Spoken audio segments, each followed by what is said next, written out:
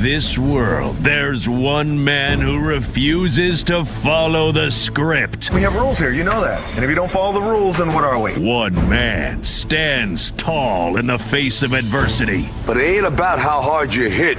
It's about how hard you can get hit and keep moving forward. A man who rises above the ashes of hot takes. What do you care what they say? Easy for you to say they all love you. It's just noise, man. You're really good at it. You might be great. That man is Nick Kostos. And this is You Better You Bet. If loving sports is wrong, I don't want to be right. Where narratives are challenged and the truth is spoken. I told you what was going to happen last week. If you didn't listen, that's on you. This isn't talk. It's perspective. It's not what you look at that matters. It's what you see. This is You Better You Bet, presented by BetMGM on Westwood One Sports. What's up, everybody? Happy and merry, wonderful Sports Wednesday to you and yours. This is You Better You Bet with Nick Kostos on Westwood One Sports, as we bring you the fastest show in all of sports. The show presented today and always by BetMGM. Make it legendary by downloading the BetMGM app and visiting BetMGM.com. There is so much going on this morning, this wonderful Wednesday morning in the world of sports, and we are going to get to all the big stories, including 83 points last night for Bam Adebayo. And if you're like just waking up and hearing that, you're thinking, what the hell happened last night? Well, Bam Adebayo scored 83 points in an NBA game. I'm going to tell everybody later this hour, while I am happy for Bam Adebayo, but I'm also unhappy that this happens. And I promise it's not for the reason that you're expecting. Also, Geno Smith back in New York, going to be the starting quarterback for the Jets this season. And I think the Jets are absolutely screwed, and I'll say this for the second time already in the show, but it's the truth. I don't think it's going to be for the reason that you are expecting right now, watching and listening to the show. Our bets for tonight will close the program as per usual. 310-840-4910, 310-840-4910, youtube.com/@thekostos. Call in, send in your comments on YouTube. We'll read them throughout the show. On Twitter and Instagram @thekostos, THEKOSTOS. You gotta love it. You gotta love it when you do what I do for a living. And you, just being a fan, a listener, a viewer, you love sports. When we get a major piece of breaking news literally moments before the show comes on the air. And that is what has just happened. Because as we are getting ready to hit the open, and I'm getting ready to open the show, and I'm getting ready to talk about the Baltimore Ravens pulling out of the Maxx Crosby trade last night with the Las Vegas Raiders, and all the various takeaways as a result of that major breaking piece of sports news, we get a huge, huge item. The Baltimore Ravens have just signed, literally moments ago, edge rusher Trey Hendrickson. 4-year contract, $112 million. So the Baltimore Ravens pivot off of Maxx Crosby and sign Trey Hendrickson, 4 years, $112 million. Wow. And I was going to come on in this opening segment and say, now the Baltimore Ravens need to go sign Trey Hendrickson. Obviously, they agreed. It was super obvious.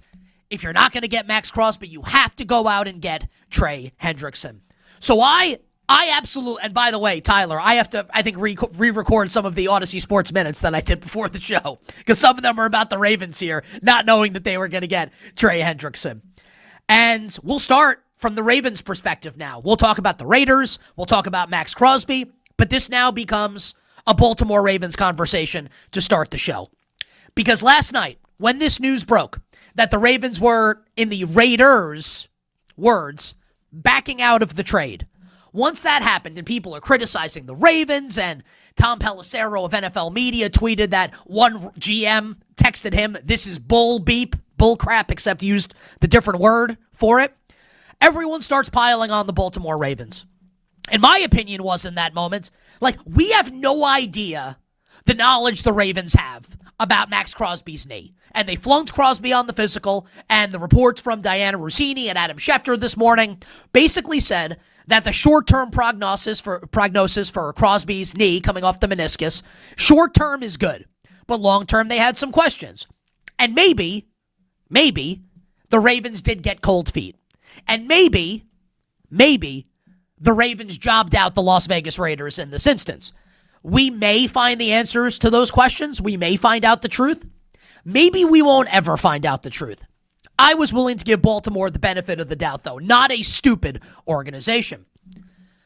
But the reason why this move is so important, the Ravens signing Trey Hendrickson, and I think this kind of got lost in the shuffle, was everyone's focusing on the Raiders, and everyone's focusing on what's next for Maxx Crosby, and everybody's focused on Bam Adebayo, and everyone's focused on Team USA, like choking it away against Italy, and maybe being the USA manager not even knowing if they had advanced or not. What kind of got lost in the shuffle here is that the Baltimore Ravens took a huge hit last night and have since repaired it with this signing of Trey Hendrickson. Because last Friday night, cue the Katy Perry song, we were taking many shots. Last Friday night, the Baltimore Ravens told all of us that they needed a big move to get them over the hump and get Lamar Jackson to his first Super Bowl. How did they tell us that? By trading 2 first-round picks for Maxx Crosby. Like, that's the Ravens saying, we need a move like this to really win the AFC, to get over the hump, to do what John Harbaugh couldn't do with Lamar Jackson, to get Jesse Minter this chess piece on defense, someone who can set the edge, someone who can rush the passer, someone who can stop the run. Now, I don't think Trey Hendrickson's the player that Maxx Crosby is. Crosby's better than Trey Hendrickson. He's younger than Trey Hendrickson. But if it wasn't going to be Maxx Crosby, it absolutely had to be Trey Hendrickson. So now, the Baltimore Ravens have put themselves in position where we don't have to say the things that we were going to say about them this morning, which is they're at least, they're a dollar short and they're a move behind. And now, with Trey Hendrickson set to rush the passer, only 4 sacks for him last year in an injury-riddled year, also embroiled in like a blood feud with the Cincinnati Bengals over guaranteed money, did have a combined 35 sacks in 2023 and 2024. It's not just that he stinks because last year didn't go great. He's an excellent pass rusher. And I'm willing to say last year went poorly both because he was hurt, and he's probably part of him's probably screw this team that won't give me my long-term money. And yes, the Bengals stepped up to the plate and gave him more guaranteed money last year, but he wanted the long-term deal. They wouldn't give it to him. And what does it say, by the way, about the Cincinnati Bengals, an organization that everybody loves to critique and everybody loves to criticize, and people don't think they run their organization the right way, where they let this dude walk out the door and immediately one of the organizations that people will look at and say this is one of the smartest organizations in football says, you know what? We're giving him a long-term deal. To me, this doesn't speak well for the Bengals. And I think it speaks very well for the Baltimore Ravens. So this is a spectacular recovery from Baltimore. And whether or not you're mad at the Ravens or you think they screwed the Las Vegas Raiders, we have no idea. We don't know. But what we can do now is talk about what's actually happening. And what's actually happening is the Ravens signed Trey Hendrickson. So they get the big-name edge rusher, and I think put themselves back in the contention that they were in yesterday prior to them backing out of the Maxx Crosby trade. And now Baltimore has its first-round pick this year at 14 overall and its first-round pick next year. So just breaking news, folded into breaking news, sprinkled with breaking news. I've got the baking analogy there. We're baking a breaking news cake here. So much going on with this story, with the Ravens, the Raiders, Maxx Crosby, and Trey Hendrickson. So if you're a Ravens fan, you have got to be fired up at this moment right now. YouTube.com/@thekostos, 310-840-4910. A couple other takes on what we saw last night and into this morning, again, with the Ravens just signing Trey Hendrickson, 4 years, $112 million. This absolutely sucks for the Las Vegas Raiders. And whether you're a Raider fan, whether you're a Raider hater, I don't know how you could be at this point. They've been bad for so long. I don't even understand how you could hate them. I think you have to acknowledge that this is brutal for that organization. Think about what we said on this show on Monday morning, right? Because that's the first opportunity we have to talk about it. I loved this trade for the Las Vegas Raiders. And I said it for a long time leading up to the trade. It makes 0 points, and I still feel this way, and we'll get to that, 0.0% chance, or 0.0% sense for Maxx Crosby to be on the 2026 Raiders and beyond. This is a team, and there's less holes now after the spending spree on Monday to start legal tampering. This is a team in the Raiders that is not close to winning, that will start the rookie first overall pick at quarterback, and in an impossible division with Patrick Mahomes, Justin Herbert, and the team that hosted the AFC Championship game this season. So the Raiders, it made no sense to keep Maxx Crosby. We're able to get 2 first-round picks for him from the Baltimore Ravens and supercharge that rebuild. Now, you lose those 2 first-round picks. Do I think the Raiders will still trade Maxx Crosby? Absolutely. Absolutely. I do think that they will still trade Maxx Crosby. They can say whatever they want. They can feed whatever they want to insiders who can then report it. I understand how the game works. And I've seen a couple insider tweets that are like, the Raiders are comfortable keeping Maxx Crosby, or this could stretch on into the season. Stop it. Stop it. Just no. No. Because when you say that, you are forgetting 2 critical elements. Number 1, the Raiders want to trade him. How do we know that? Because they did. And number two, Maxx Crosby doesn't want to be in Las Vegas anymore. He doesn't want to be in Vegas. Like, this was like Leaving Las Vegas, the Nicolas Cage movie. Now he's going back to Las Vegas, and now we have to have the sequel to Leaving Las Vegas again. I would be floored if Maxx Crosby played one snap this season for the Las Vegas Raiders. So let's assume that there's a trade, a new trade, and we can talk about what that looks like in a second. Let's say there's a new Maxx Crosby trade. There now is, based on what's happened, right, wrong, or indifferent. I don't want to say 0% chance because crazy things can happen. I don't like a 1% chance that the Raiders get 2 first-round picks in a Maxx Crosby trade now. Because it has basically been made public that one of the smartest organizations in the NFL, flunked him on the physical. And maybe there's a little bit of cold feet. Oh, we traded 2 first. I doubt that that's the case. The Ravens are a smart team, a well-run organization. I don't think you make a deal like that only to get cold feet and bounce at the altar when you're about to get married. I doubt that's what happened here. I think there's probably with them legitimate concern about Maxx Crosby's knee long-term. Now, if the trade were a second-round pick for Crosby, they'd probably roll the dice and take the risk. Not for 2 first-rounders. And my sense is there's not going to be a team in the NFL that's willing to incur that long-term risk for 2 premium picks for 2 first-rounders. So, yes, will the Raiders trade Maxx Crosby? I believe absolutely. Are they going to get close to what they got from the Baltimore Ravens? I can't imagine. The answer to that question is yes. And this is all of this that went down last night. I'm thinking about it last night and this morning. Could you imagine if something like this happened in your home fantasy football league? Where you make a trade and then for whatever the reason, however it happens, you walk it back right before it's about to be made official. Friendships would be broken over this. People would leave the league. The commissioner would be under siege if this happened. And it actually happened in real life. And the Las Vegas Raiders, again, whether the Ravens were right, whether they were wrong, or whether this is indifferent, the Raiders absolutely got screwed here.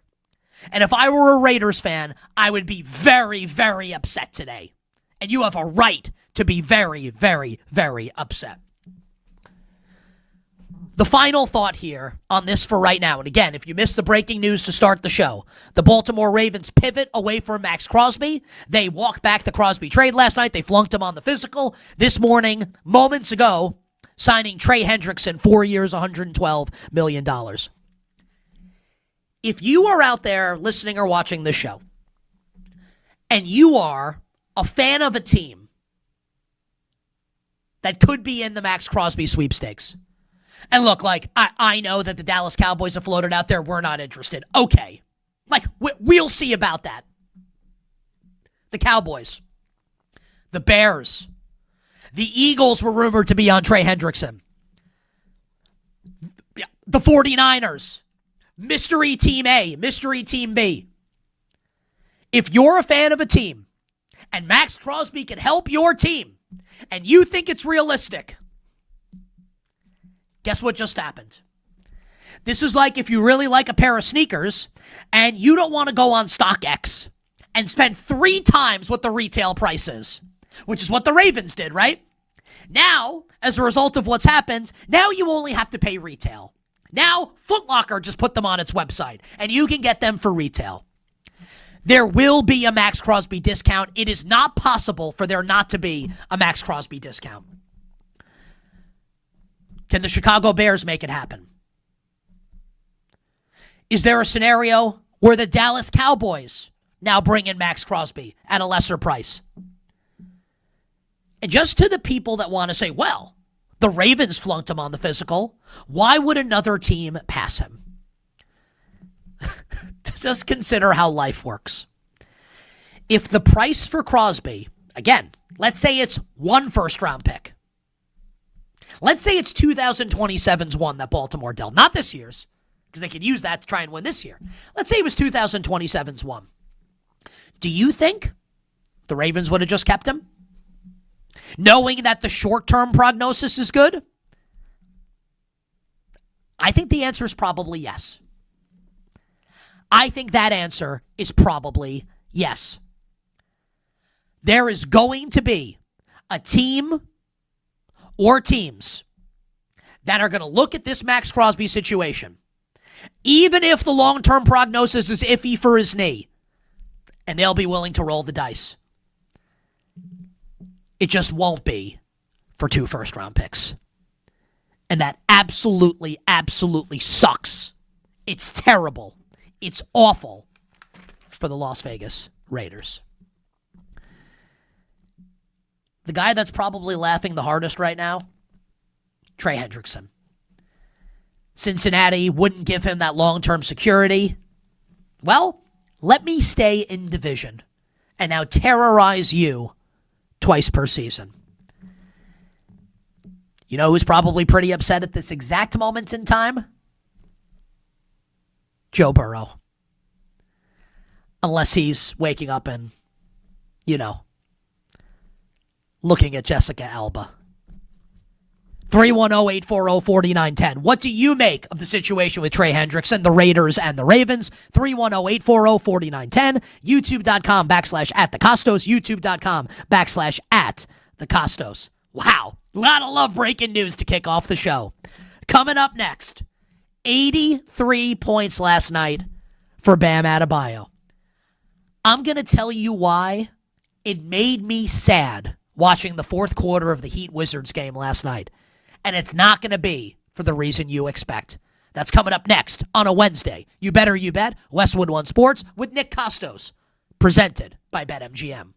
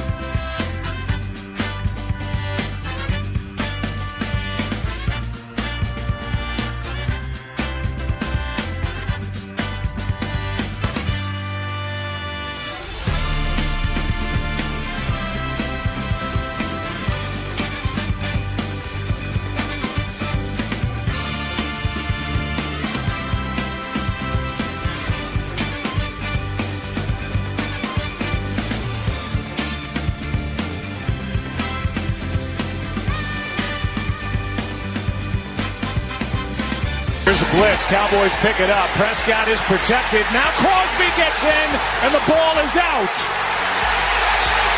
Raiders on top. Now, back to You Better You Bet with Nick Kostos on Westwood One Sports. Joe Buck with the call last year on ESPN. A lot going on during the commercial break. Just to reset what happened last night and what's happened this morning. Last night, the Baltimore Ravens backing out of the Maxx Crosby trade, reportedly flunking Crosby on the physical. Long-term prognosis the Ravens felt for his knee coming off the torn meniscus. Not great. So the Ravens back out of the trade and then sign free agent edge rusher Trey Hendrickson like 20 minutes ago in real time to a 4-year, $112 million contract. This segment on You Better You Bet, sponsored by Progressive Insurance. Save on commercial auto insurance from Progressive. Get a fast quote at progressivecommercial.com. So we've got, this is wild, right? A lot happening in real time here. During the 5-minute commercial break, here's what we have found out. Trey Hendrickson, $60 million guaranteed.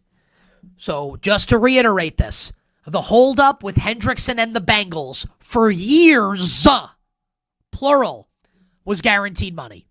The Bengals weren't willing to give him guaranteed money over a time span. They wanted to give him short-term guaranteed money. Hendrickson said basically piss off, and he got that contract. He got the guaranteed money. He got a multi-year deal, and he got it from a division rival with the Ravens. And if you're a Bengals fan, I don't think you can be happy about this turn of events. And if you're a Ravens fan, I think you'd rather have Maxx Crosby. But look, Maxx Crosby and losing 2 first-round picks, or Trey Hendrickson and you get the picks, it's close. Another piece of news that we have received here in the last little bit, the Buffalo Bills have restructured Josh Allen's contract and created $40 million in cap space. Insert like your Brian Windhorst meme right now. Now, why would they do that? Why would they do that? Why would they restructure Josh Allen's deal and create $40 million in cap space? Perhaps it's to bring Maxx Crosby in so you can absorb his $30 million salary. I'm not saying the Bills are going to trade for Maxx Crosby, but you connect the dots. You figure out what's happening here, right? With the Buffalo Bills restructuring Josh Allen's contract. We also have this tweet from Diana Rossini, who's doing awesome work for our friends at The Athletic, and I'm going to read the entire tweet. Quote, "It's been made clear by multiple people around the NFL at all levels that Baltimore had all the information and understood where Maxx Crosby's knee was in terms of his recovery timeline. Many in the league believe Ravens general manager Eric DeCosta and the team ultimately just got cold feet." Okay, let's say that's true. I don't know that it is. It feels like the NFL thinks it's true. Also, we don't know who the people are that are giving this information to Rossini or Schefter or Rappaport or Garofolo or James Palmer or anybody. I would just, I'm not a Ravens fan. I'm not from Baltimore, but let's try and be objective here. The Ravens have been a really good team for a long time. Teams are probably pissed that the Ravens did this, and they may have an axe to grind. I'm not defending Baltimore. All of this could be right. They could have really screwed this up here. And by screw up, it's within their rights to do it. But, did they do something unethical? Was this kind of an unwritten rule in Major League Baseball that you're not supposed to do this? My response to that, poppycock. I don't care. And I get it. If you're a Raiders fan, you care deeply. If you're a Bengals fan, a Browns fan, a Steelers fan, a Chiefs fan, a Bills fan, a Patriots fan, a team that needs to compete with Baltimore in the AFC, of course you care. You should care because it impacts you. Human beings, when it comes down to it, all of us, me, the Ravens, you, when the chips are down, we are going to do what is in our best interest. So the Baltimore Ravens are faced with a decision, right? And maybe they got cold feet to a degree. Maybe they did. Maybe they're like, you know what? We thought about it for a few days, and we don't want to incur this risk because we feel like we can sign Trey Hendrickson. Can you criticize the Ravens for making the deal in the first place? Of course. Can you criticize them for waiting so long, so like teams are operating for the first couple days of legal tampering as if Maxx Crosby's a Baltimore Raven? Can you criticize them for that? Absolutely. Also, though, if you're the Ravens, you don't care. It's not the Baltimore Ravens, and this makes it sound like I'm carrying water for them. I don't mean to make it like that. They are very much worthy of criticism here for whether it's true or not that they got cold feet. But it's not the Baltimore Ravens' responsibility to make sure that the Las Vegas Raiders supercharge their rebuild. And it's not the Ravens' responsibility to make sure that the Buffalo Bills can operate for 48 hours leading into the start of the new league year as if Maxx Crosby is going to be playing on a big AFC rival. That's not their responsibility. Their responsibility is to try and win a Super Bowl this year, next year, and the year after, and the year after that. So, I get it. If you want to say, man, the Ravens, this is kind of unethical, or they broke an unwritten rule, we can have that conversation. My response is going to be, though, if you were them, and you have the information that they have, and remember, they wanted to make this trade. They wanted to do it, right? If you were them, and you had the information they had, would you have done the same thing? Because I'll tell you what, I absolutely would have. And I got no problem saying it. And if you're being honest, neither should you. You bet on this Wednesday. Nick Kostos, Westwood One Sports. We also have Diana Rossini is pumping out the info this morning. Okay, how about this from Rossini? Teams that are interested in Maxx Crosby believe the Raiders aren't going to come off their asking price of 2 first-round picks at this time. The most important 3 words in that tweet, at this time. Of course. So let's let's do a little role-playing here. And not like the really fun kind. With like a nurse's outfit or something. You are Raiders general manager John Spytek, right? And you've got Maxx Crosby back in your building. And you know that other teams, whether they want to say so publicly or not, that teams are going to be interested in bringing Maxx Crosby in. Like the Bills just cleared $40 million in cap space. The Dallas Cowboys last week restructured a bunch of contracts, including Dak Prescott, to clear some space. You're going to think to yourself, let me hold firm now, and maybe a desperate team strikes, and maybe they had, they had some remorse and had some guilt and had some FOMO that they didn't make the deal and the Ravens did, and now they're going to strike while the iron's hot. My sense is that the rest of the teams in the NFL know that the price is going to drop. How could it not? How could it not? He doesn't want to be there, Crosby, and the team already traded him once. We think he's just going to play for them. He's going to play 17 games for the Raiders this season. Stop it. So the Raiders can say whatever they want. Yeah, we're going to hold firm on 2 first-round picks. They ain't getting it. And if they do, I will praise them until the cows come home. To the nth degree if they get it. If they get it. I don't think they will. And all that means is I don't think a trade is imminent for Crosby. If they're going to hold firm on 2 first-rounders, do we really think the Bills are going to trade 2 first-round picks for Maxx Crosby? They just traded a 2 for DJ Moore? I doubt it. That's my interpretation of that news item from Diana Rossini. Rossini also adds, this is like the Diana Rossini segment on the show, but she's got the tweets, and that's who's getting put in the chat here for me. The Eagles were in on Trey Hendrickson. The Colts, by the way, were also in on Trey Hendrickson reportedly this morning. And the Eagles are also potentially in on Vikings pass rusher Jonathan Grenard, who is going to be released at the start of the league year at 4 o'clock Eastern today unless a trade is reached. And I think, Jonathan Grenard is a really, really good pass rusher. He's not Maxx Crosby. He's not Trey Hendrickson. But he a really good player. And he can get after that ass. And we've seen that over the balance of his career, whether it's in Houston or Minnesota. Now, last year, injured last year, only 3 sacks. But in the 2 years prior, 23 with the Texans, 24 with the Vikings, a combined 24.5 sacks for Jonathan Grenard. It's a good pivot for the Philadelphia Eagles.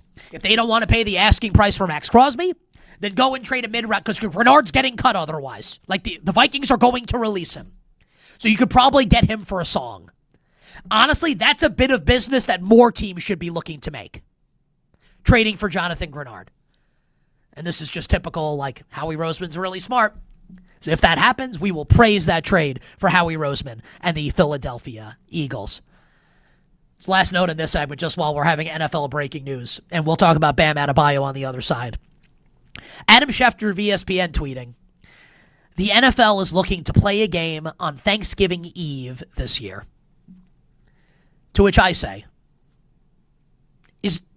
can nothing ever be sacred? There is nobody, and if you watch the show and listen to the show for any period of time, I think you know, especially given like my knowledge of the history of the league, right? I'm sure that there are many people that love the NFL as much as I do. I have no doubt that that's true. You will not find many people, if any, that love it more than I do. And even with me, where, I'll be real, and maybe you criticize me for this, I don't really care. I would rank like my things in life. Outside of the people I love, the NFL is probably next on the list for me. It's like favorite things in life. You can criticize that if you want. I'm just telling the truth. With all of that said, can we, why? Is it, nothing, we can't leave anything alone. The Christmas, I hate the Christmas games. I want to hang out with my family. Do we have to have this? And again, I love the NFL. You think you know that. I'm not hating on the league. Just, when is enough enough? The answer to that question, of course, is never. Hashtag capitalism. On the other side, we will actually talk about Bam Adebayo's 83-point game last night, unless we get 16 new pieces of breaking news surrounding the Ravens backing out of the Crosby deal, signing Trey Hendrickson, the Bills clearing $40 million in cap space. A lot going on a Wednesday on Westwood One Sports.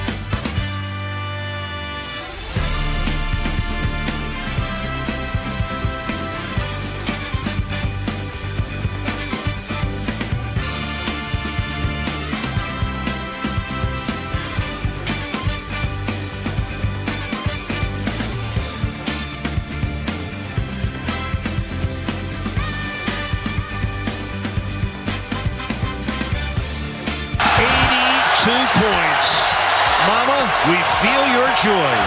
The second highest scoring game in NBA history, second only to Wilt Chamberlain's 100-point game. Now, back to You Better You Bet with Nick Kostos on Westwood One Sports.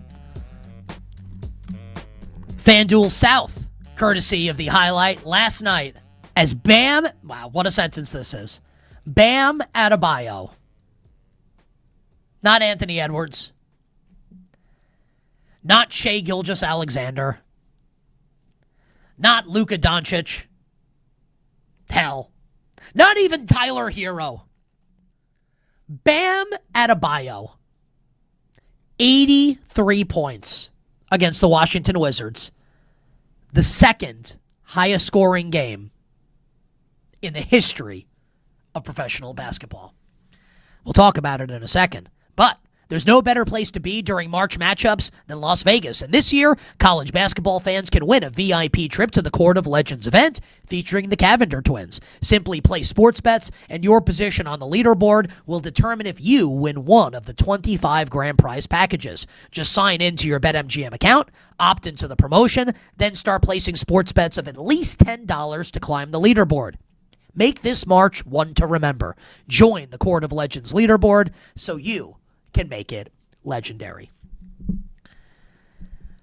So what I'm about to say about Bam Adebayo's 83-point game, I think is going to make a lot of you really crazy. Maybe make you pretty mad. As I said at the start of the show, I don't love that this happened. And there's a reason why. And I don't think the reason actually is what you're expecting it to be. So I want to preface kind of my take that is going to infuriate people with a couple things. Number one, I am very happy for Bam Adebayo. I'm not mad at him. I feel like if I were him, and I have to be consistent, right? I talked about in the last segment, if I were the Baltimore Ravens, would I have maybe done what they did without knowing all the information? Like, yes, I would have. If I were Bam Adebayo, would I have done what Bam did last night? And if you don't know what that is, I'm going to tell you in a second. Yes, 100%. I'm very happy for him. I'm not hating on him at all, not for 1 second, not one iota. I also have zero problem with what Eric Spoelstra did last night. And for those of you that did not see the game, and there was a ton going on last night in sports between the NFL, World Baseball Classic, we'll get to that later in the show. So the Heat are blowing out the Wizards, who, by the way, when you allow 83 points to Bam Adebayo, like, you shouldn't just be fined for tanking. Like, they should have to play Wake Forest in the ACC tournament today. Like, they shouldn't even play in the NBA, the Eastern Conference for the rest of the year. They should have to go play in the ACC for the rest of the season. That's what should happen to the Washington Wizards. Absolutely pathetic. So the Heat are blowing out that ass last night. They're up big. And Bam had 43 in the first half. And I remember seeing that on Twitter. I was like, what? In the first half, Bam Adebayo 43? He's got 62 at the end of the third quarter. And the Heat are going to win by 1 million. And Eric Spoelstra says, we're going to go for this. Leaves him in a blowout to where he's shooting on every possession. And his teammates are passing him the ball on every possession, trying to get him alley-oops from everywhere on the court. There's even an offensive foul call that Eric Spoelstra challenged, up by 1 million in the final minutes of a game in the fourth quarter of a regular season game in March. And he challenged.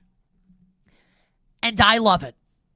Because there are going to be some people, and they're welcome to their opinion in the same way I'm welcome to mine. This is not like a black and white cut and dry issue.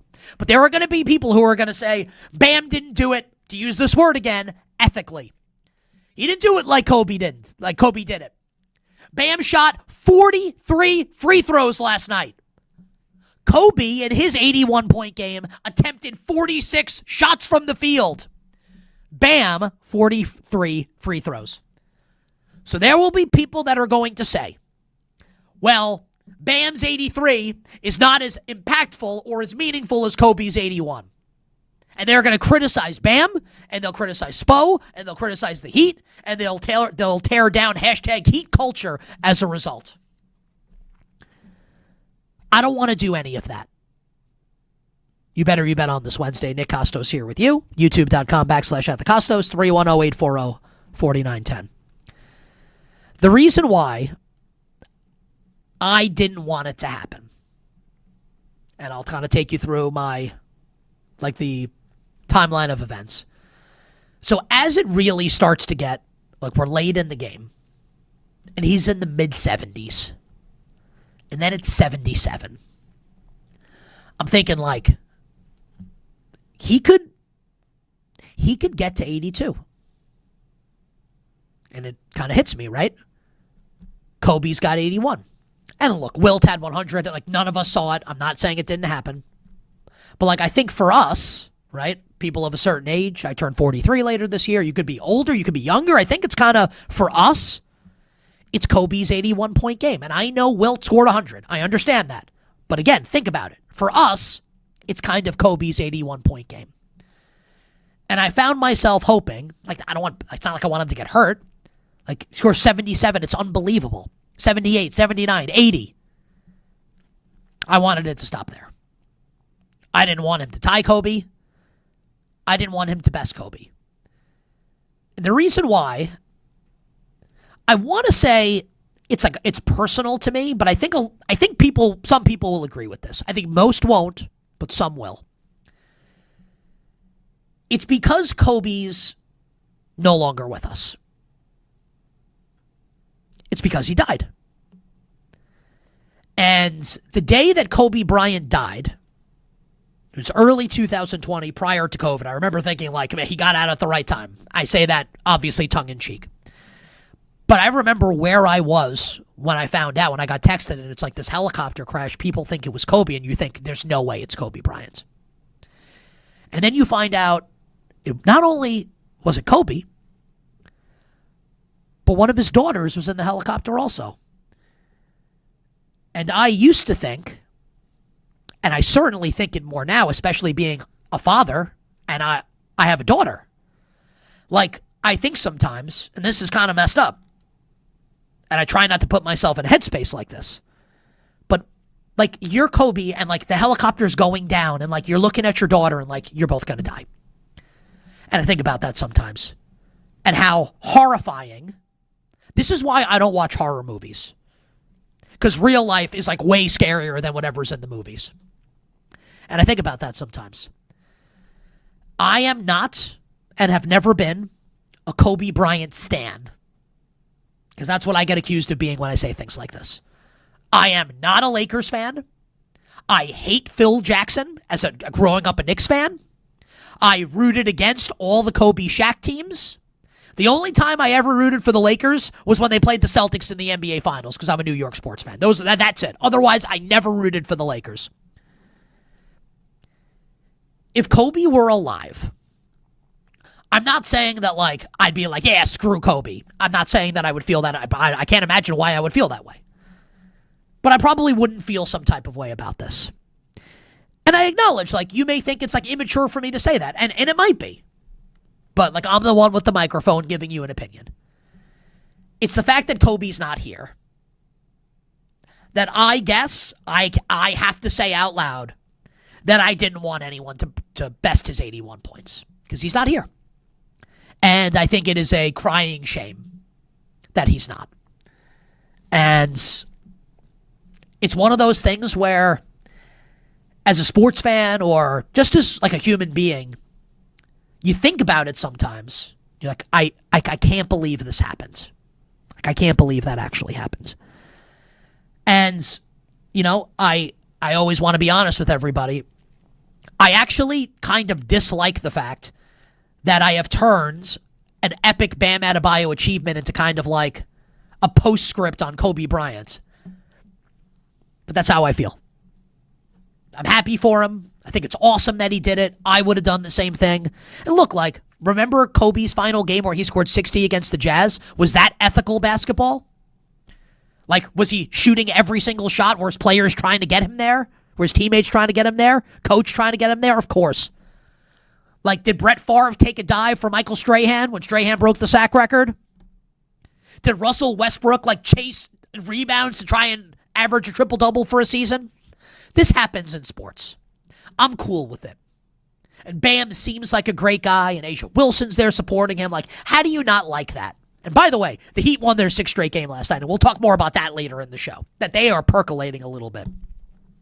But the reality that I face, and maybe you do as well, maybe you don't, I wanted Kobe to keep that mark. And it's because he's not with us anymore. Rest in peace, Kobe and Gianna Bryant. Hour 1 done. Hour 2 for you coming up on the other side. And there's so much happening. We haven't even gotten to the New York Jets trading for Geno Smith. I got a strong take on that I can't wait to share with everybody. We got to talk about Team USA and the debacle right now in the World Baseball Classic. We got more on Maxx Crosby. We have more on the Bam Adebayo situation. Our bets for tonight will close the show. But on the other side, our Westwood One Sports teammate Brad Evans will join us talking fantasy football and college basketball here on a Wednesday.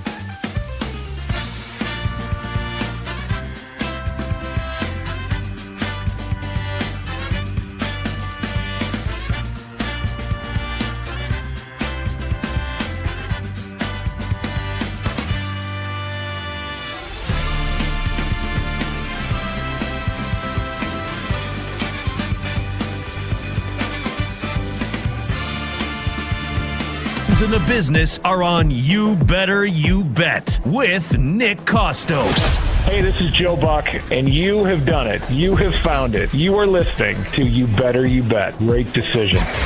Hi, this is Kevin Harlan of CBS, Westwood One, and TNT, and I'm listening, as you do every day, to You Better You Bet with the most handsome single man in the radio business. A man who, if I was not married for 38 years, I might consider myself the kind of guy that can electrify a listening audience and a crowd of bystanders watching him do what he does so well each and every day. Continue to listen right here on You Better You Bet. This is You Better You Bet on Westwood One Sports, brought to you by BetMGM.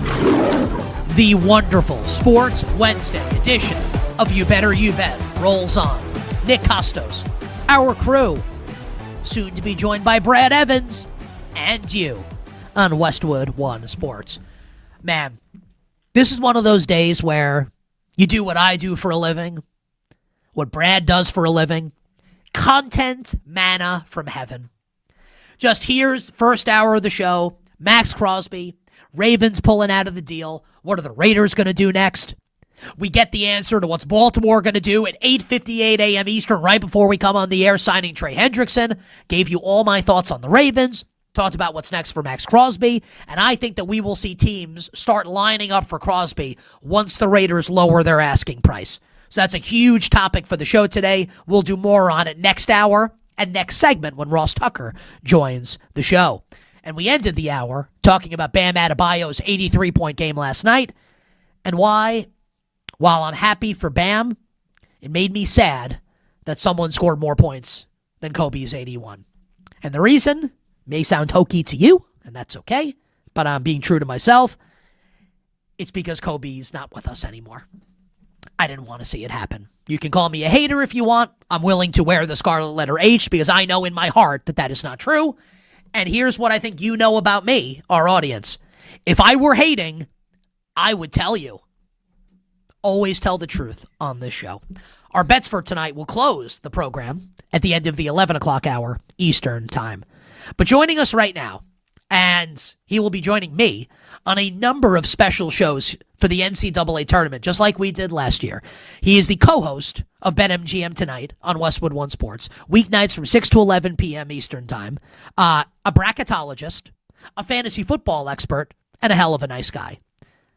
Notice I didn't say handsome. The great Brad Evans. On social media, at Noisy Huevos. My friend, welcome back to the show.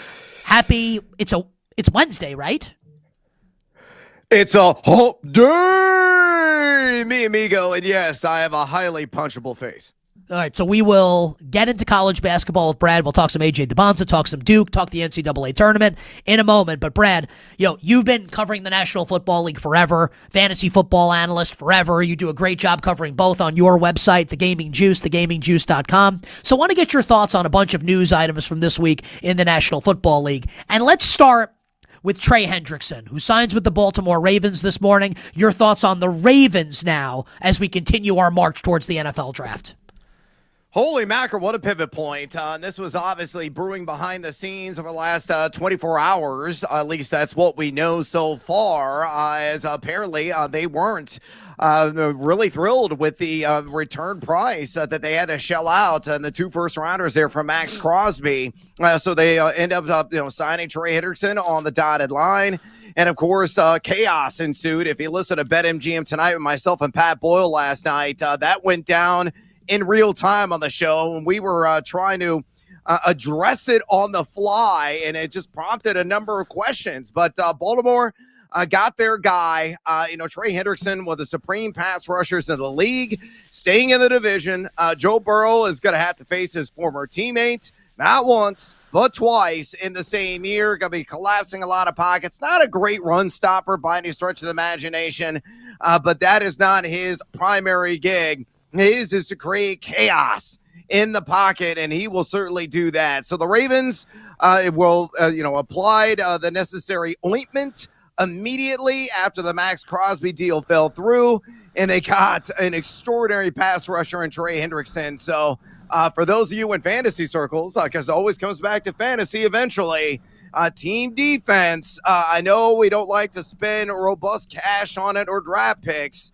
But in the 11th hour of your draft, Baltimore Ravens are muy interessante because they're going to rack the sacks with Hendrickson now on roster. Yeah, I like it a lot for the Baltimore Ravens, even if, and I think you agree based on your analysis just now, he's not the player, and he's also older than Maxx Crosby, but still a very good player in his own right, Trey Hendrickson.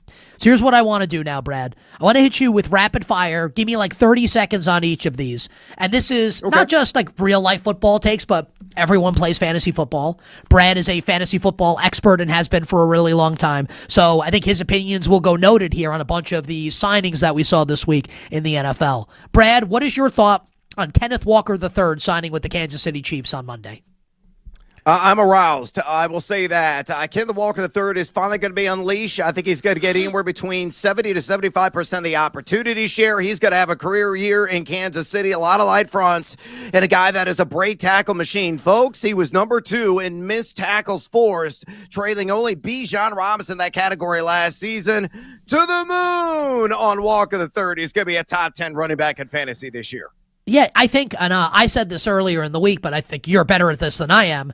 He's going to be a first-round pick in fantasy now, right, Kenneth Walker? Is that fair to say? Or you think he's more of a second rounder? I think he'll be available, I believe, at the turn. So if you're in a 12-team league, probably the end of round 1, early round 2.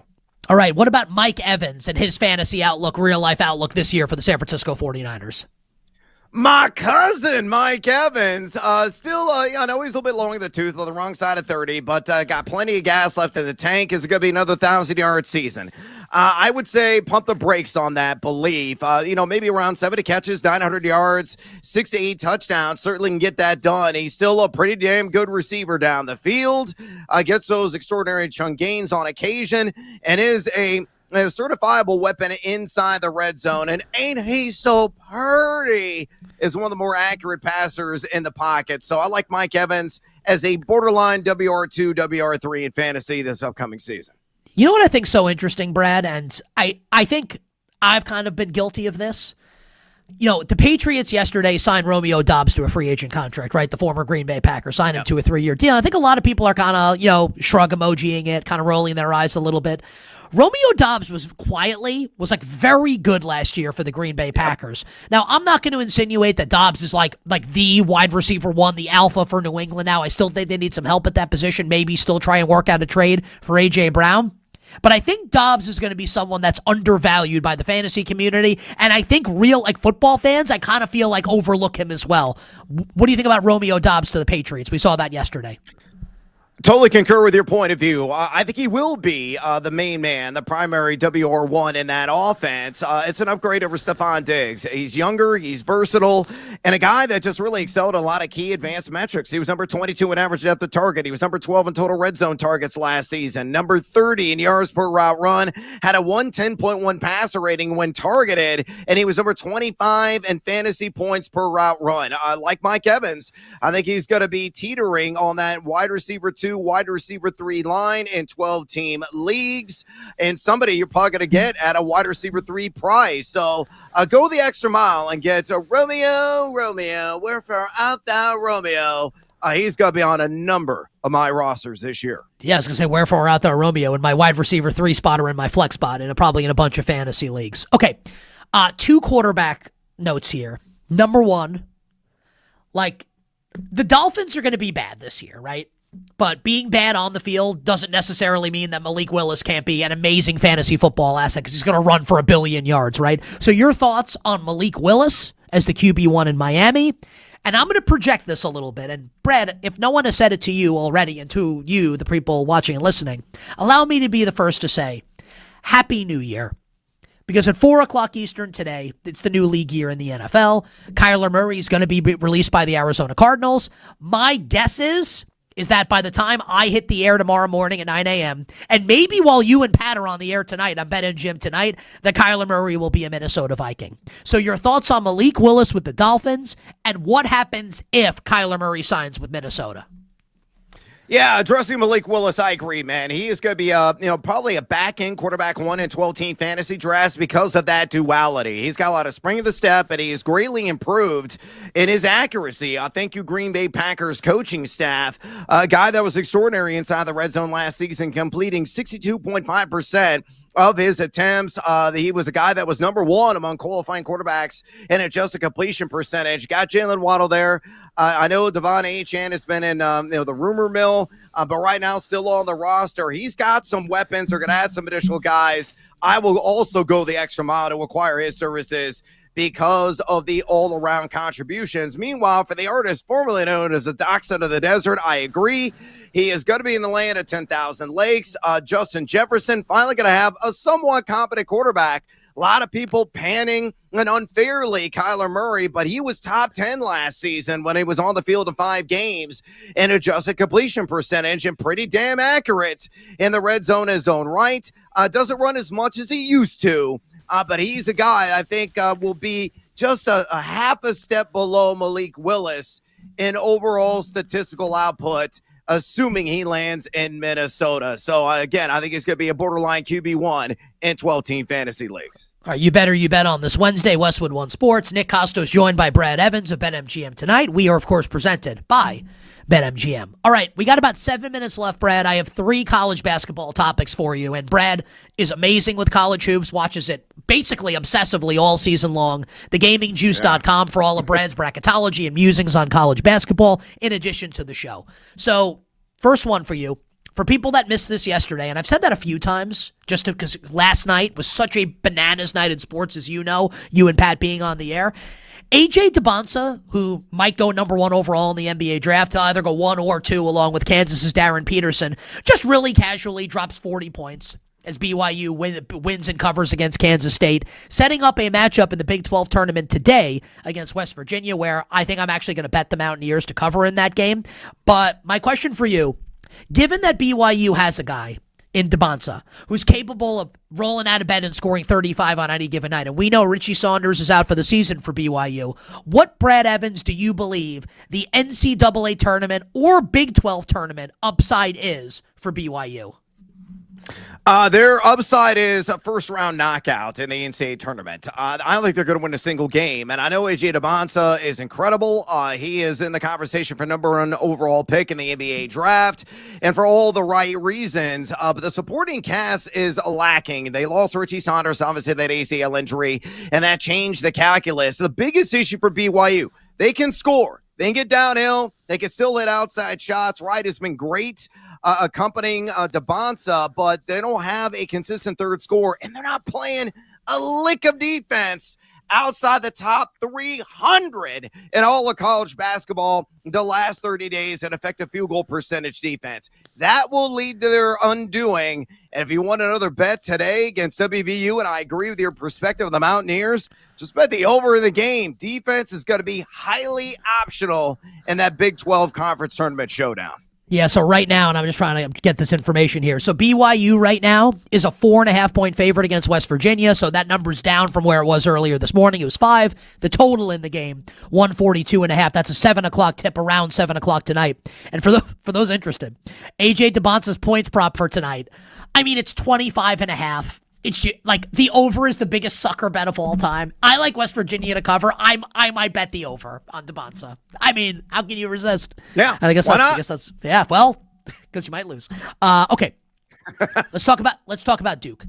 Caleb Foster. Yeah. It feels like, Brad, and like one of our colleagues, Jeff Goodman. You've done some work with the Field of 68. We love Jeff Goodman. We love the Field of 68. Goodman reported yesterday that Caleb Foster, with his fractured foot, like unlikely to return even if Duke makes it to the Final Four, which John Shire has said that maybe if they made the Final Four, he could return. So let's assume Caleb Foster is done for the year. Cam Boozer's brother, Caden, Carlos's son, that's true, will now be the starting point guard for the Blue Devils. Can Duke win the national championship, Brad, without Caleb Foster? No, they can't, in my estimation. And Evan Mia does tremendous work in his own right. Said yesterday that Caleb Foster's worth roughly about a point on a standard spread line, and that's significant. Pat Ngangba is also no sure thing, one of their best big men in terms of their defensive prowess, not only for Duke, but largely in the ACC. We don't know when he's going to be in return with his own foot ailment.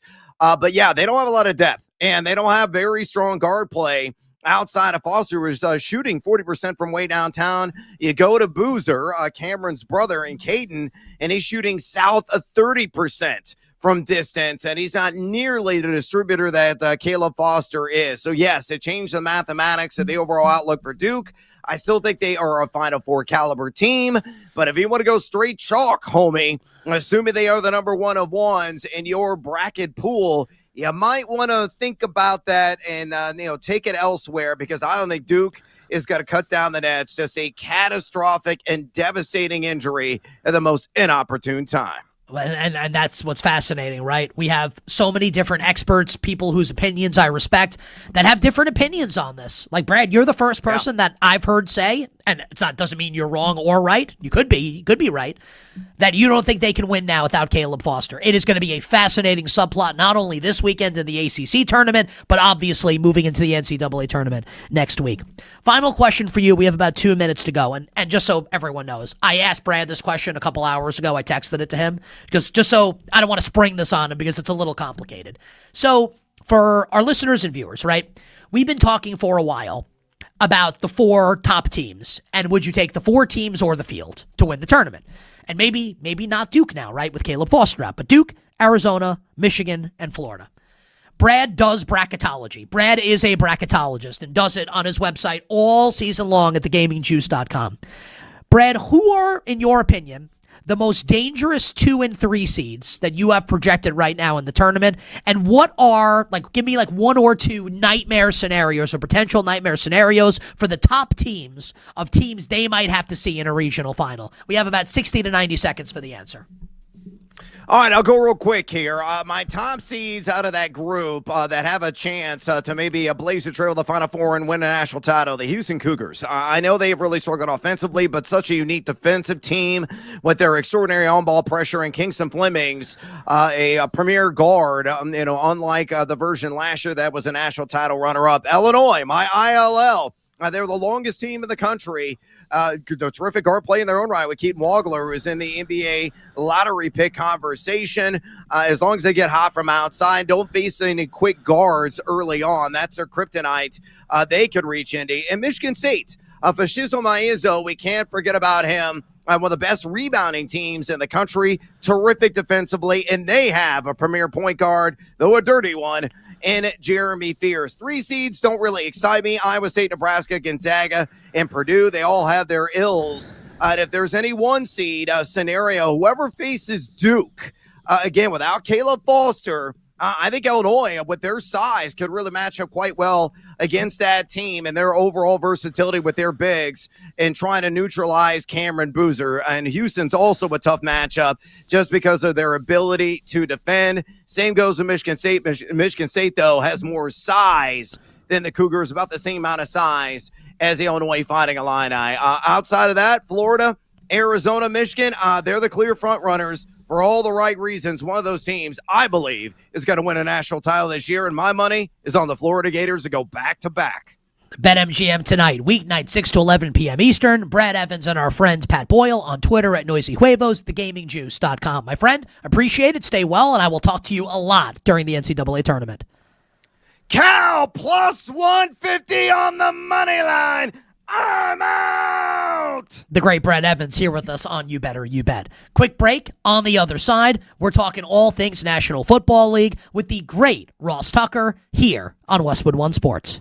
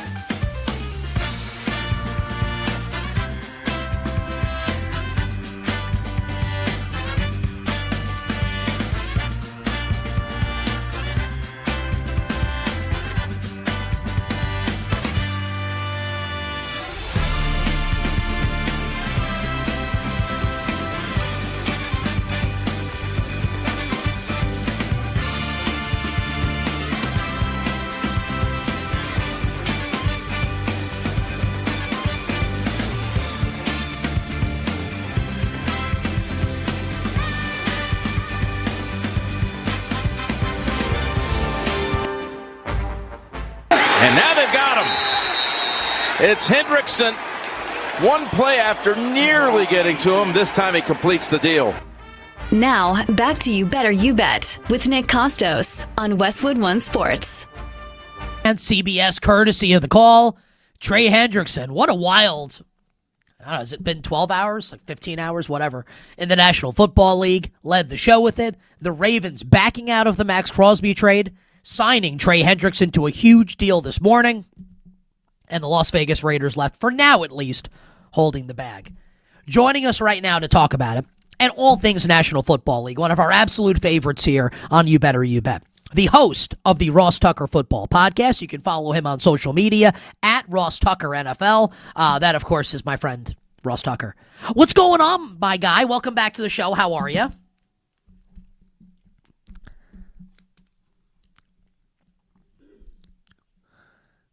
Let's get right into it. Ross Tucker's opinion of what the Baltimore Ravens did last night and this morning is what and why?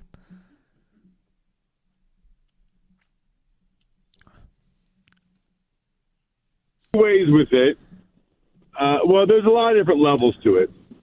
Number one is it's possible that they were hoping that Maxx Crosby would be further along in his rehab, and or their doctors saw something or noticed something that they were not comfortable with. I don't think a lot of people think that that's the case, but that's certainly a possibility, and that because of that, they failed him on the physical, and then they still needed an edge rusher, and they pivoted to Hendrickson. I think what most people believe, Nick, is that they realized Trey Hendrickson was still available after 2 days. Trey Hendrickson wasn't getting the money that he wanted, and that they could get a very, very good player for less money than Maxx Crosby, who's not coming off a meniscus repair, and not have to give up 2 first-round picks. I think the question that everybody listening needs to ask themselves is if, in fact, that's what happened. And perhaps they were even still negotiating with Hendrickson and his agent while they were waiting for Crosby to come take his physical. If, in fact, that's what happened, the Ravens got cold feet, buyer's remorse, whatever you want to call it, and realized that they had a different move they could play. I would love to get your opinion, Nick. Is that total BS, unacceptable, or is that a Godfather, straight gangster business, all is well that ends well? Well, I can tell you. Got to do type of business move. I'm gonna give you my. I said it earlier in the show. I'll give it to you, and then I'd like your opinion as well. Like we can say, and maybe correctly, that and this is the kind of thing that if you were in a fantasy football league, like people would leave the league over this. Like their friendships would be ruined if this happened in like a fantasy league. So like you can criticize the Ravens, but ultimately, Ross, I'm guessing you're going to agree with me. I'm fascinated to see if you agree with me or not. Human beings, all of us, are ultimately going to act in our best interests. That's what the Baltimore Ravens did. They technically didn't break any rules here. They were within their rights to do it. So people don't have to like it, but if I were them, I probably would have done the same thing. And I think, Ross, if people are being honest with themselves, I think that they would as well. Your opinion? My opinion is that things like this happen all the time. All the time in other aspects of life and in business. You know how many times I've talked with some of my buddies that are business guys, and, they'll agree to a deal because they want to get exclusive negotiating, and then during the course of that exclusive negotiating period, they'll realize something about the deal that they quote unquote agreed to that they don't like, and they'll either try to retrade the deal, which is say, hey, we noticed this, this, and this, so we think the deal should be less money, or they'll just totally kibosh the deal. It's kind of like somebody makes an offer on a house contingent upon inspection, and all of a sudden maybe circumstances change, the market changes, they get cold feet, and then they come up with a bunch of things that happen in the house inspection and say, we're not doing the deal, it failed inspection. If we're being honest with ourselves, stuff like this happens a lot in the business world, especially when the fine print indicates that you're legally in the right, that there are no repercussions, that it's contingent upon the inspection, it's contingent upon the physical, it's contingent upon whatever. I will say this too, though, Nick. You know, you're talking to a guy that in 2007 was a free agent, and I went to Washington. They offered me a contract. I passed the physical. Then I went on a free agent visit to Atlanta. I mean, Nick, I was in a limo with Joe Horn. I felt like way cooler than I really was. And we did the physical. Joe Horn was like a big money free agent receiver. And it was like just me and Joe in this limo. We went to get physicals. Then we're going to go out to Flowery Branch, the Falcons facility. The Falcons failed me on my physical. They said you had a back surgery at multiple levels. We knew you had a bad back. We didn't know it was multiple levels. We're out. So I had to call my agent literally in the car on the way to the airport. I never even got to the Falcons facility. I've never even seen the Falcons facility because you met with the doctors in downtown Atlanta first, called my agent and said, tell the Redskins we accept. So there are different standards for different teams when it comes to physicals. So that is a thing, too, and that's notable for if and when Crosby gets traded to somebody else. Yeah, we'll do that in a second here, and I think that is a fait accompli. I think that will absolutely happen. We'll see when it happens. I would be shocked if Maxx Crosby played one snap this season for the Las Vegas Raiders. You better you bet on this Wednesday. Our guest, the host of the Ross Tucker Football Podcast, the great Ross Tucker, on social media at Ross Tucker NFL. Ross, before we do Crosby and the Raiders, one final note on Baltimore. You know, I said last night, and I was going to lead the show this morning, and then the news broke right before I came on the air at 8:58 a.m. Eastern time, that this is bad for Baltimore, because I think they clearly showed us with the Crosby trade that they felt like they were one move away from really contending. And now, like, they've made that move. Even if we all will acknowledge that Hendrickson, while a very good player, is not as good as Crosby, this was still an important signing for them. So now, with Trey Hendrickson in the fold, where would Ross Tucker, we still have the draft, we have more free agency, this can be pencil, not pen. But curious where your head is at right now, where would Ross Tucker place the Baltimore Ravens in the AFC hierarchy?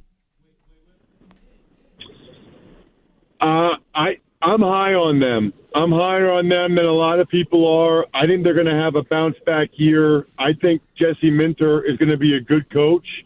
And I think from a strictly business standpoint, every GM out there would rather have Hendrickson at the money they gave him than Crosby and the 2 first-round picks, because that's just so many assets. And Crosby's coming off of a much more serious injury.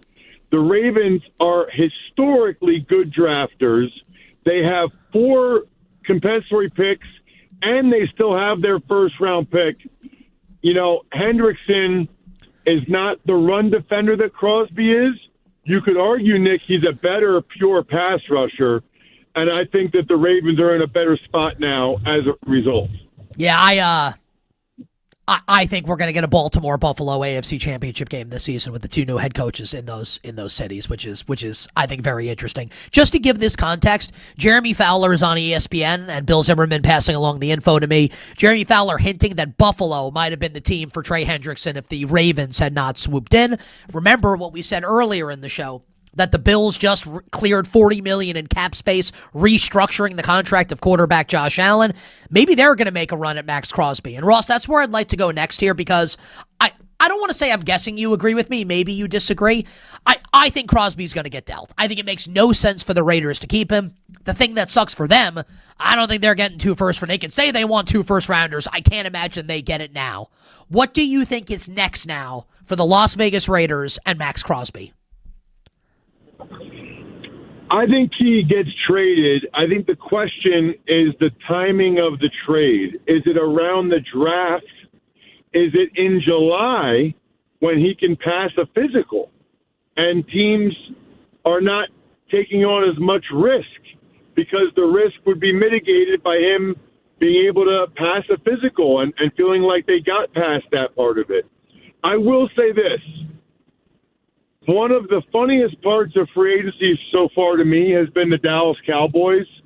As soon as the Ravens trade for Maxx Crosby went down, I saw 3 insiders post on social media, the second closest team was the Cowboys. The Cowboys offered a 1 and a 2. The Cowboys really tried. They were right there. As soon as Nakobe Dean signed with the Raiders instead of the Cowboys, I saw the Cowboys offered the same amount of money. They were right there. It was 50-50, but Nakobe, his heart told him the Raiders. Like, this whole narrative about the Raiders or about the Cowboys trying hard and, doing everything they can. And give me a break. There is no we tried.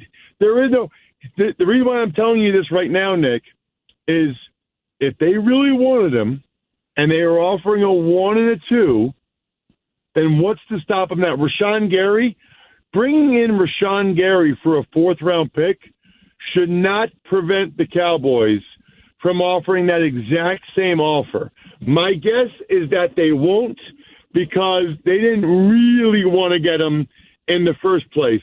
They seemingly just want people, the perception that they're really trying and they're close.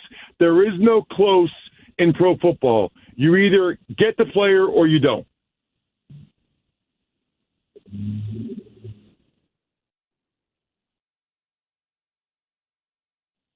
I like how we got Ross paraphrasing Yoda there. Do or do not. There is no try.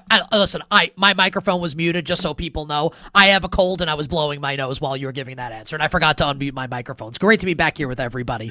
I was being honest. My final question, Ross, and I say this, right? Pencil, not pen for the answer, because we get new information. Things can and will change. You think Maxx Crosby is going to get dealt? So do I. We don't know when it's going to happen. Will it be today, around the draft, in the summer? We have no idea. What is Ross Tucker's best guess as to the team that pulls the trigger and trades for Maxx Crosby? Man, that is so tough. I'm going to say the Buffalo Bills. I agree with you. I actually totally agree with that, Ross, on the Bills. I'm going to say the Buffalo Bills because similarly, they both are fed up, the Ravens and the Bills, with having MVP caliber quarterbacks and not getting to the Super Bowl. They both are totally fed up with that. And so I believe that's the thought process is, hey, especially now, if they feel like they can get him for value or at a quote-unquote discount from what the Ravens were willing to give.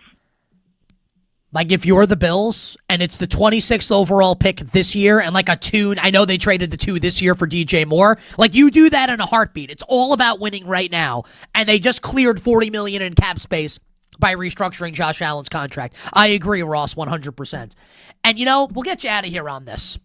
Valentine's Day is in the rearview mirror, right? But there are more holidays around the corner. And I got, it's my wife's birthday next month. April 13th is my wife's birthday. And Ross, I was thinking, what do I get my wife for her birthday? And I'm sure that there are listeners and viewers right now that are wondering, what do I do for my significant other, for my children, as we celebrate big events? I was told that you might have a good answer to that question. Well, it's not just your wife's birthday in a month. We're about to get into anniversary season. And oh, by the way, Mother's Day is 2 months away. So get ahead of it and get your wife or your mom the greatest gift they've ever gotten. I'm telling you right now, if you go to myfrontpagestory.com and have one of their professional writers write an amazing story about your wife or your mom or whoever with pictures, looks like it's on the cover of the newspaper, it's framed, it's beautiful, being able to say to them as they open it, I want to do something truly special. So I had a story written about you. I would be very surprised if when they're reading the quotes, if they are not moved to tears. It's that type of gift. When's the last time you gave your mom or your wife or whoever a gift that moved them to tears? She will cry. You will win. myfrontpagestory.com. If it's not the best gift they've ever gotten from you, Nick will give you your money back. My front page, very courteous of you, Nick. I really appreciate that. You're welcome. myfrontpagestory.com. myfrontpagestory.com. I will pay those people, Ross, out of the royalties that you will be sending me for giving you the quote, she will cry and you will win, my Venmo at the Kostos, TheKostos. You're the best, my friend. Stay well. We'll catch up soon. Sounds great. See you, dude. That was our friend Ross Tucker joining us here on You Better You Bet. That segment was sponsored by Progressive Insurance. Save on commercial auto insurance from Progressive. Get a fast quote at progressivecommercial.com. On the other side, is it so much to ask a coach or a manager to know if you are going to advance in the tournament that you're in? How low does the bar have to be? We'll talk about the Team USA debacle in the World Baseball Classic and what we saw last night with the Celtics and the Spurs in San Antonio. Coming up next on You Better You Bet, youtube.com/@thekostos, 310-840-4910. The show rolls on right after this.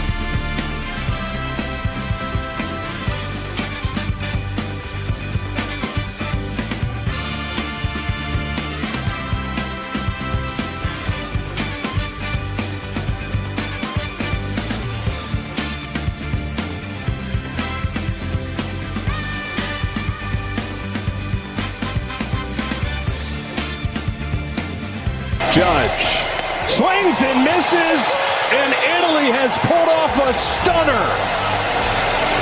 The biggest win in Italian baseball history. They shocked the United States 8-6. Now, back to You Better You Bet with Nick Kostos and the crew. Presented by BetMGM on Westwood One Sports. No better place to be during March matchups than Vegas. And this year, college basketball fans can win a VIP trip to the Court of Legends event featuring the Cavender twins. Simply place sports bets, and your position on the leaderboard will determine if you win one of the 25 grand prize packages.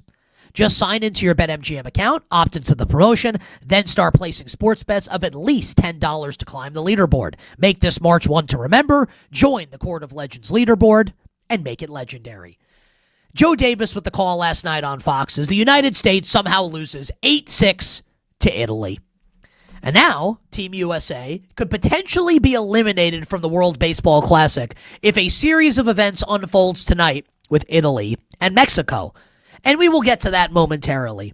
But we're going to play some sound for you that you are not going to believe, unless you've already heard it, in which case you know that it actually happened.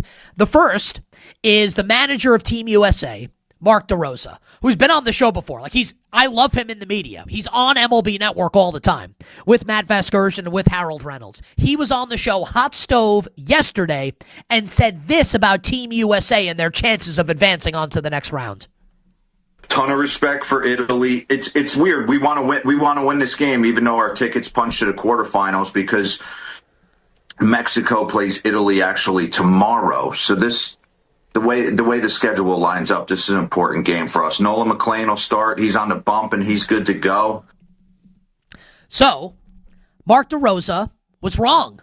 He's wrong about that. The United States had not advanced. So he's like, yeah, big game for us tonight, but also, we don't really need to win. We've already advanced. So DeRosa has that wrong, right? And I think Matt Vasgersian and I think they're awesome on MLB Network. Also, you know this if you've listened to the show or watched the show for any period of time. I never, ever, because I'm in it and I'm not perfect, I don't really criticize members of the media because that's a slippery slope. I can't believe that they didn't push him on it. And they are both excellent at what they do. I can't believe that no one was like, hey, you haven't clinched yet. So I can't believe that happened. So that was DeRosa before the game. You heard the highlight. The United States lost. Here's what Mark DeRosa said post-game. Yeah, I misspoke. I was on Hot Stove with a couple buddies today and completely misread the calculations. We knew that Mexico was going to play Italy and then running all the numbers with if we lost tonight with the runs allowed and runs scored and outs. So I just misspoke. That is just unbelievable. So DeRosa literally didn't know that if the United States didn't win last night, they could be eliminated today. And this is why, just to go back to what Bryce Harper said recently, the fact that the World Baseball Classic, and I like it. This is not an anti-WBC take for me. I'm always in favor of more sports, more games, more tournaments, more things to bet on, more things to watch. I like it. Could you imagine this mistake being made if this were played at the Olympics? Could you imagine that? Mark DeRosa sounds like, and I mean this kind of as a compliment, the biggest boomer of all time.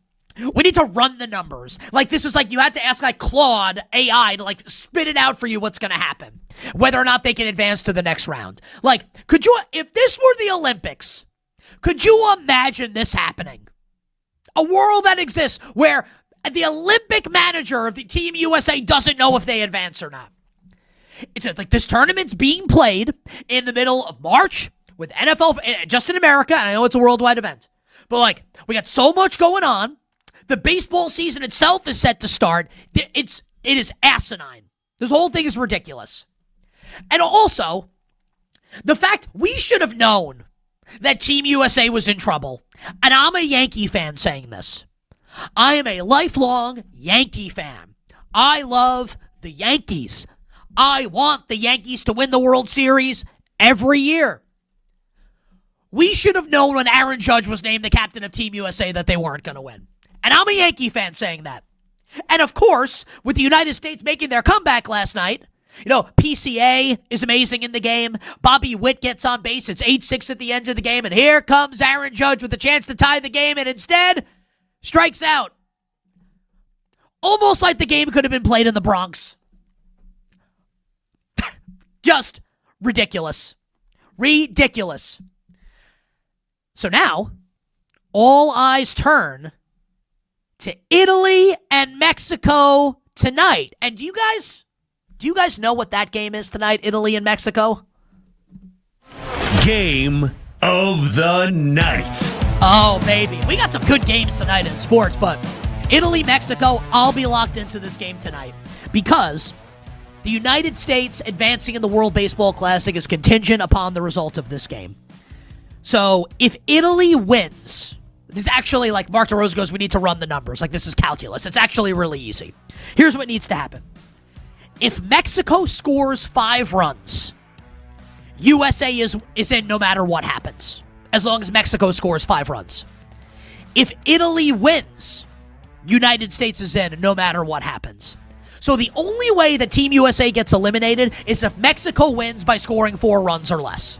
So like either root for Italy to win or root for Mexico to score 5, and the United States advances.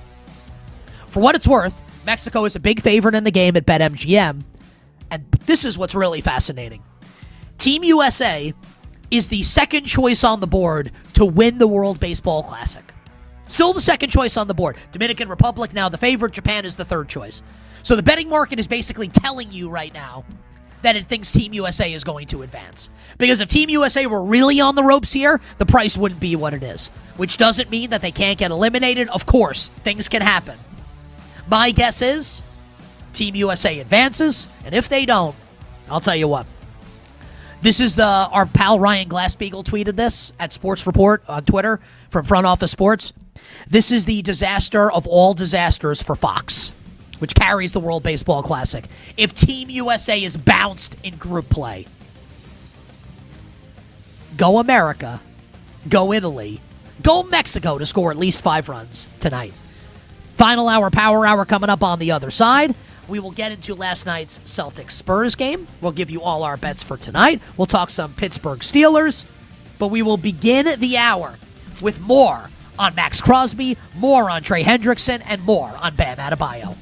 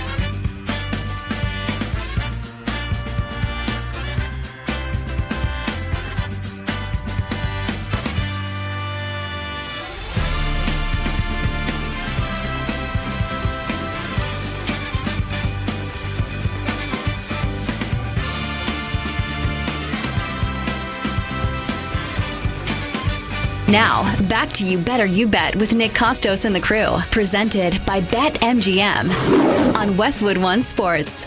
Bring it up, Kenny.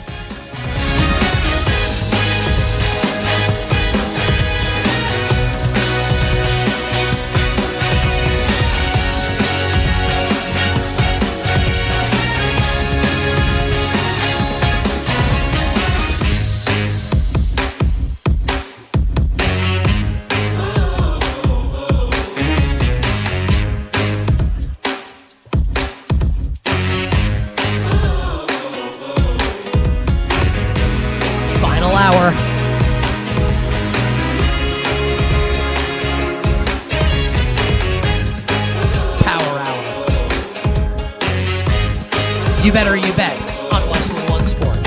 Nick Kostos, our amazing crew, and you.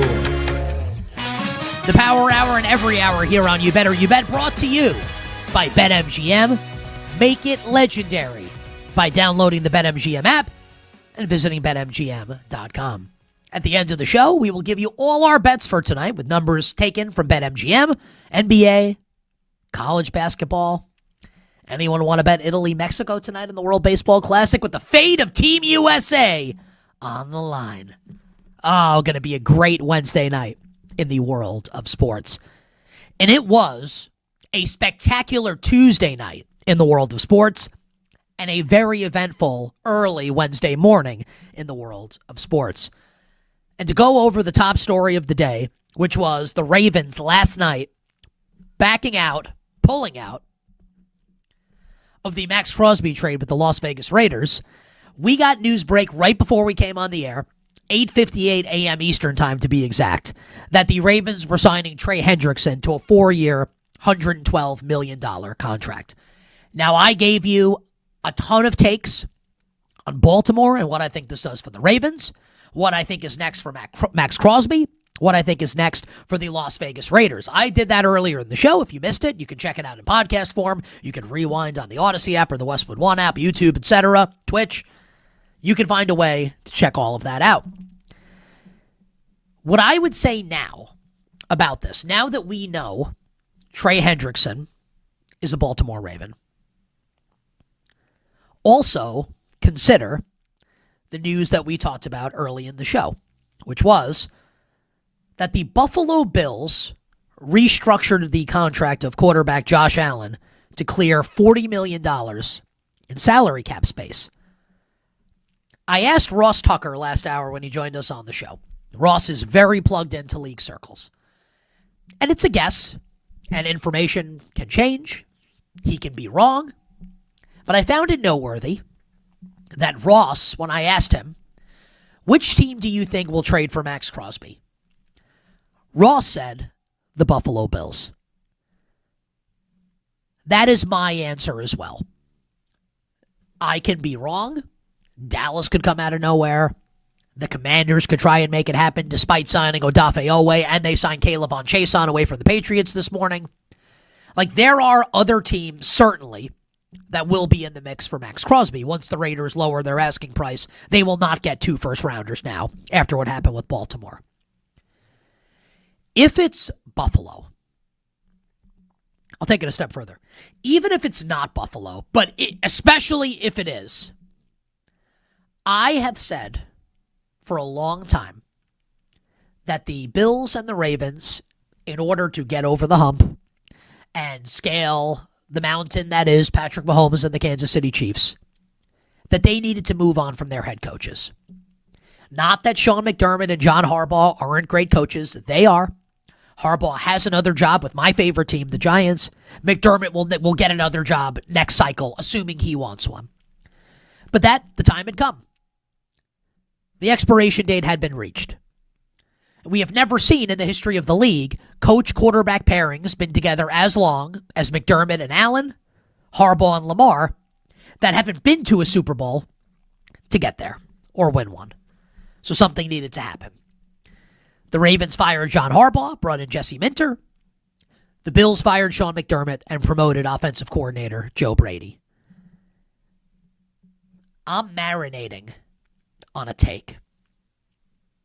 And like a little piggy, I'm taking it to market. At some point, I'll take it to the betting market. Next January, berth in Super Bowl 61 on the line. I think we get a Ravens-Bills AFC Championship game. I just got chills saying that out loud. So Trey Hendrickson again, now a Baltimore Raven. We'll see what's next with Maxx Crosby. Bam Adebayo last night, 83 points for the Miami Heat. Second most in NBA history. And if you are just tuning into the show now and you were, went to bed or can people tell? Guys, do you think people can tell I have a cold? I don't even know if I sound nasally or not. I wanted to knock out early last night. But then, the Crosby thing happened, and then Bam's got 65 points. So I got out of bed and went downstairs, and I ended up staying up late. Perhaps you missed it. Bam Adebayo scored 83 points. Shot 43 free throws. They left him in until the very end. People can argue, was it ethical or not? Did the Heat kind of cheat the sanctity of the game? I'm not interested in any of that. I gave you my take earlier in the show. I'm happy for Bam. I'm sad for the late, great Kobe Bryant. And if you want to hear my long-form thoughts, you can check it out in podcast form. Search You Bet where you find your podcasts, or rewind however you're listening to the program. I think something that's going to be lost in Bam's 83 points. I want to call your attention to the segment and the spot that we had yesterday on the show with the whale capper Drew Dinsick from NBC Sports, one of the most respected betting analysts out there. And we did an NBA title draft. We each get 5 picks. And look, I think the Thunder are going to win, so does he. And he got OKC with the first pick, so I think he probably won the draft. But I thought it was an interesting thought exercise. I know I enjoyed it. I got messages from people that enjoyed it as well. It goes noted that one of Drew's 5 picks, it was the 5th out of 5, but it goes noted, it was one of the picks, was the Miami Heat. So yeah, Bam Adebayo scored 83 points last night, and that is a legendary performance. It will go down in history. I would urge you, though, to not let the 83 points, as crazy as this sounds, distract you from the fact that the Miami Heat have now won 6 straight games, 8 of 10, and are in a statistical dead heat with the Toronto Raptors to be the 5th seed in the Eastern Conference playoffs. I don't think Miami will crack the top 4, which is Detroit, Boston, New York, and Cleveland in order right now. But the Heat are playing excellent basketball. They blew the Pistons out over the weekend. Cade Cunningham played in that game. They handled the Charlotte Hornets, who have been absolutely red hot. They beat the Rockets at the start of this win streak. And how many times have we seen it? With Eric Spoelstra and Miami, maybe with Jimmy Butler or others, but how many times have we seen it where the Heat come out of nowhere and make a run in the postseason? Here's my guarantee for everybody. If you're the New York Knicks or the Cleveland Cavaliers or the Boston Celtics, and I'm leaving Detroit out here because Detroit's going to be the one. Detroit's not going to have to play Miami. And the 2 seed won't have to play Miami either, but we think that'll be Boston, but we'll see. None of these teams want to see the Miami Heat in the first round. The ideal scenario for Boston, the Knicks, and the Cleveland Cavaliers. And to be clear, Boston's 2.5 up on the Knicks for the 2 seed right now. So the Celtics might just be the 2. So we can even eliminate Boston, and let's just do a Knicks-Cavs conversation. The ideal scenario for New York and Cleveland is to be the 4, and Toronto's the 5. Because you beat Toronto, and then you get to play Detroit. Whereas you could be the 3 and have to play Miami, and if you beat the Heat, now you have to play the Celtics. Does Nick Kostos think the Miami Heat will win the East? No. But would I be stunned if they pulled off some kind of crazy first-round upset or made some type of run? Also no. Remember, we have seen it before. You bet on this Wednesday. Nick Kostos here with you on Westwood One Sports. Ian Rappaport on NFL Network moments ago saying, the Minnesota Vikings and soon-to-be free agent quarterback Kyler Murray will have mutual interest when Kyler is released. My guess, NFL League year, 4 o'clock Eastern today. Happy early New Year to you and yours. My guess is by the time we are on the air tomorrow on a Tremendous Sports Thursday, 9 a.m. Eastern, Kyler Murray will be a Minnesota Viking. And I think that is something that absolutely needs to happen. Another piece of quarterback news that we saw yesterday. The New York Jets. What is old is new again. What is dead may never die. 13 years after selecting Geno Smith in the second round of the 2013 NFL Draft, 39th overall, Geno Smith returns as the starting quarterback for Gang Green. The Jets trading a 6th-round pick for Geno Smith and a 7, just a straight salary dump for the Las Vegas Raiders. The Raiders obviously will start Fernando Mendoza. I saw a report, by the way, like the Raiders don't want to start Mendoza in week 1. Okay. Yeah, all right. Mendoza going to start in week 1. And now Geno will be the starting quarterback of the Jets. And briefly, a little story time about Geno Smith and New York. Geno's first year, his rookie year, the Jets go 8-8, right? Some optimism. Year 2, disaster. 3-10 for Geno Smith. We'll never know what might have happened in year 3 because on August 11th, 2015, over a ridiculous dispute over like $600, and there was like an oral history of this that exists. I know because I read it last night. I got sucked into this vortex reading about Geno Smith. He got sucker punched in the locker room, for people that don't remember this, by IK Enimpali, a linebacker for the Jets who basically got run out of the league after this happened. He got sucker punched by IK Enimpali, fractured his jaw, out for 6 weeks, didn't start a game that entire season. This is a thing that actually happened if people don't remember it. And that was basically the beginning of the end for Geno Smith as a Jet. Perhaps you've forgotten that. Perhaps you've also forgotten that Geno Smith's next team was the New York Football Giants. And that Geno Smith is the answer to a very interesting trivia question. That question is, when Eli Manning's consecutive game started streak was brought to an end, who started at quarterback for the New York Football Giants? That answer, Geno Smith. And much like Geno was run out of town once upon a time, then Giants head coach Ben McAdoo got run out of town after benching Eli Manning, even if it was the right thing to do, and history has shown. And Eli's my favorite athlete ever. He was done towards the end, and the Giants were right to do that. And then they kept Eli and hired Pat Shurmur and drafted Saquon Barkley to support Eli when Eli was done. Now I'm being an angry Giants fan. That's not the point of this conversation and the point of this story. So Geno Smith, goes and is a backup with the Chargers and a backup in Seattle to Russell Wilson, and then starts to rise to prominence. Beats the Denver Broncos and Russell Wilson in that famous Monday night game and gives the great quote, which I wrote down somewhere, and I forget what it is exactly. Oh, yes. They wrote me off. I ain't right back, though. One of the greatest quotes ever. They wrote me off. I didn't write back.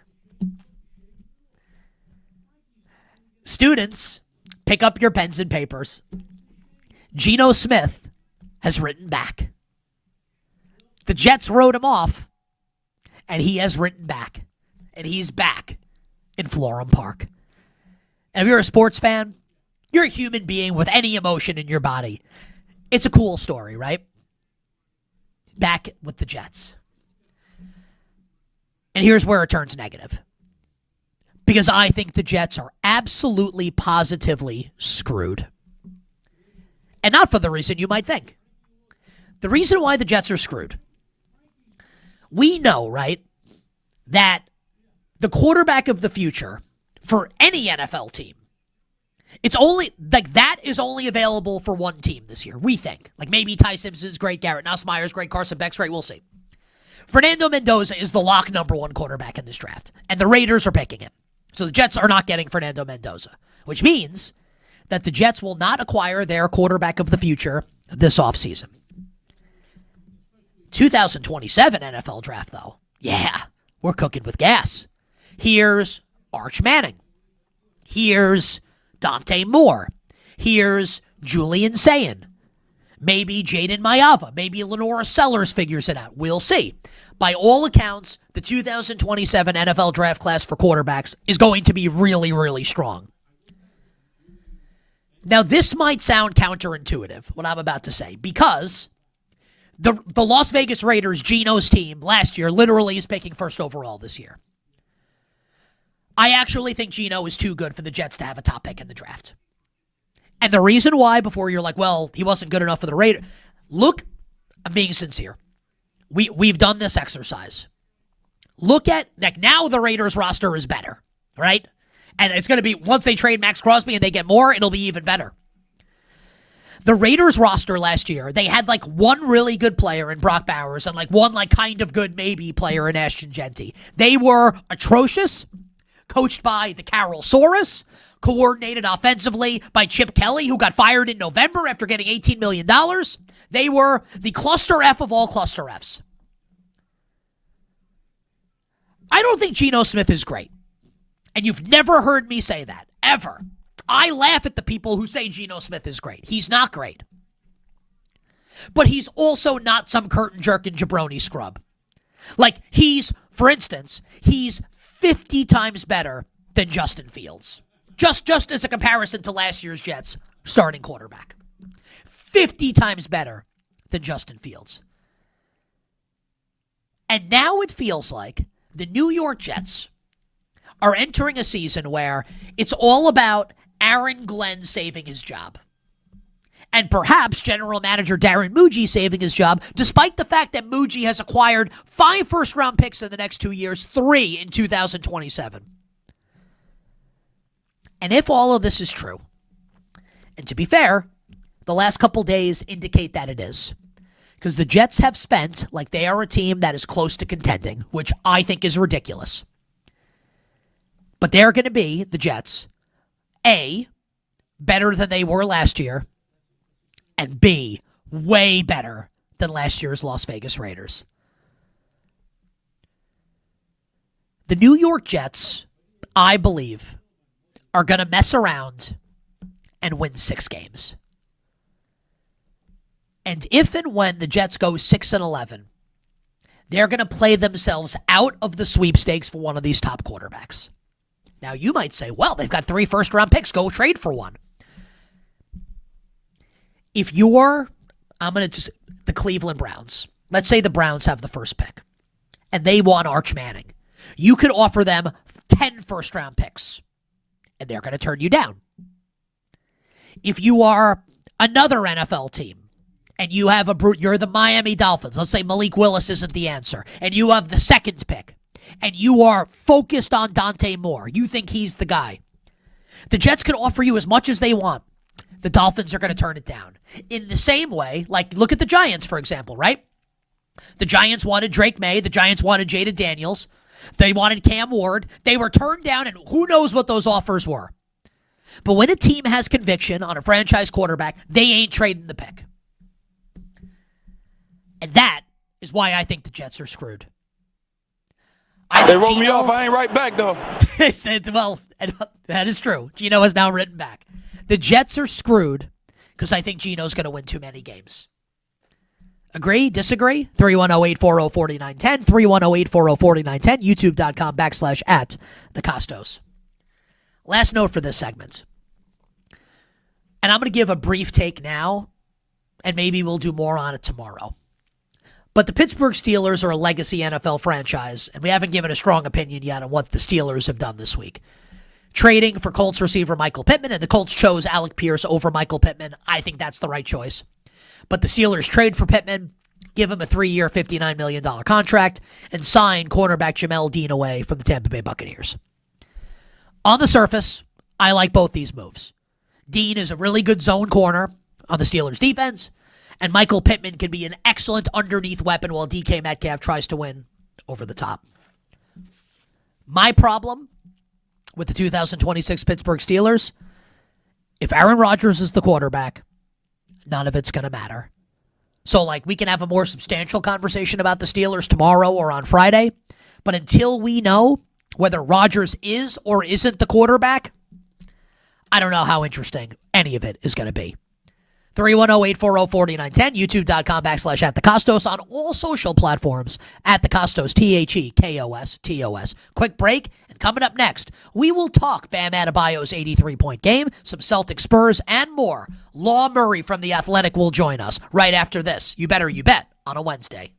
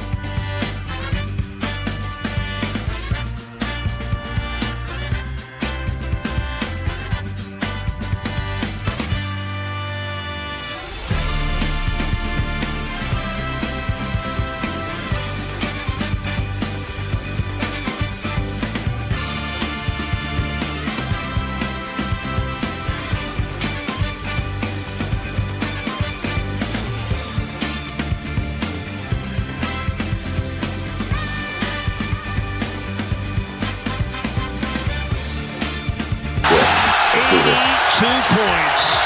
Mama, we feel your joy. The second highest scoring game in NBA history, second only to Wilt Chamberlain's 100-point game. Now, back to You Better You Bet with Nick Kostos and the crew. Presented by BetMGM on Westwood One Sports. FanDuel South, courtesy of the call last night. And in case you missed it last night, living under a rock, or I don't know, tuned into Maxx Crosby or the World Baseball Classic, we spent a lot of time talking about it on the show today. Bam Adebayo, now second place all-time, only behind the great Wilt Chamberlain. Most points scored in an NBA game. 83 last night for Bam. Kobe Bryant now in third. The late, great Kobe Bryant now in third at 81. We're going to be joined by Law Murray from The Athletic in just a moment. We do have a piece of NFL breaking news, and we'll get into it about 20 minutes from now. The Indianapolis Colts and quarterback Daniel Jones reached agreement, like basically in the last few minutes, on a new 2-year contract. The two sides were working on it for days, and they finalized the agreement today. So remember, we talked about it last week that the Colts placed a transition tag on Daniel Jones to try and work out a long-term deal. So they have 2 years for Daniel Jones, also signed Alec Pierce. It can be debated if these are good moves for Indianapolis, but as we said, the Colts backed themselves into a corner with the Sauce Gardner trade, trading 2 first-round picks last year to the Jets. So now it's Daniel Jones off a torn Achilles and a boatload of money for Alec Pierce. So we'll give you more analysis of that coming up to close the show. But joining us right now, and I'm very pleased to welcome this gentleman to the show because I love basketball, and this guy loves basketball. And if you read The Athletic's NBA coverage, you know that already. He does an amazing job covering not just the local teams in LA, he's in Los Angeles, the Clippers and the Lakers, but the entire league. Puts out power rankings for The Athletic. Fresh batch went out on Monday. He's done awesome work on The Athletic's NBA show, NBA Daily, which I check out on a pretty decent basis because I think they do an awesome job.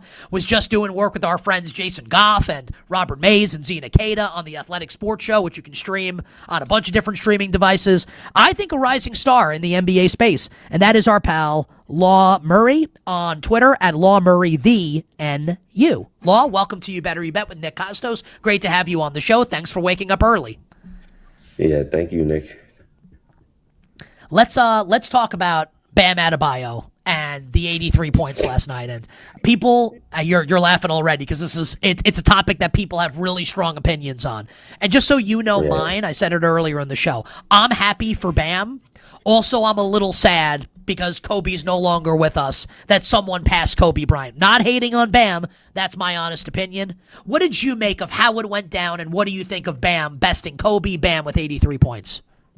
Well, you got to remember, I'm on the West Coast, and I was coming to the arena while this game in Miami was in progress. And I wasn't on my phone or anything, and my friends don't like me that much. It's not like I was getting text messages or anything about what was happening. And so I remember I was just doing pregame media with JJ Redick and Chris Finch. I'm going to break down some of my postgame or just the sound from that media availability.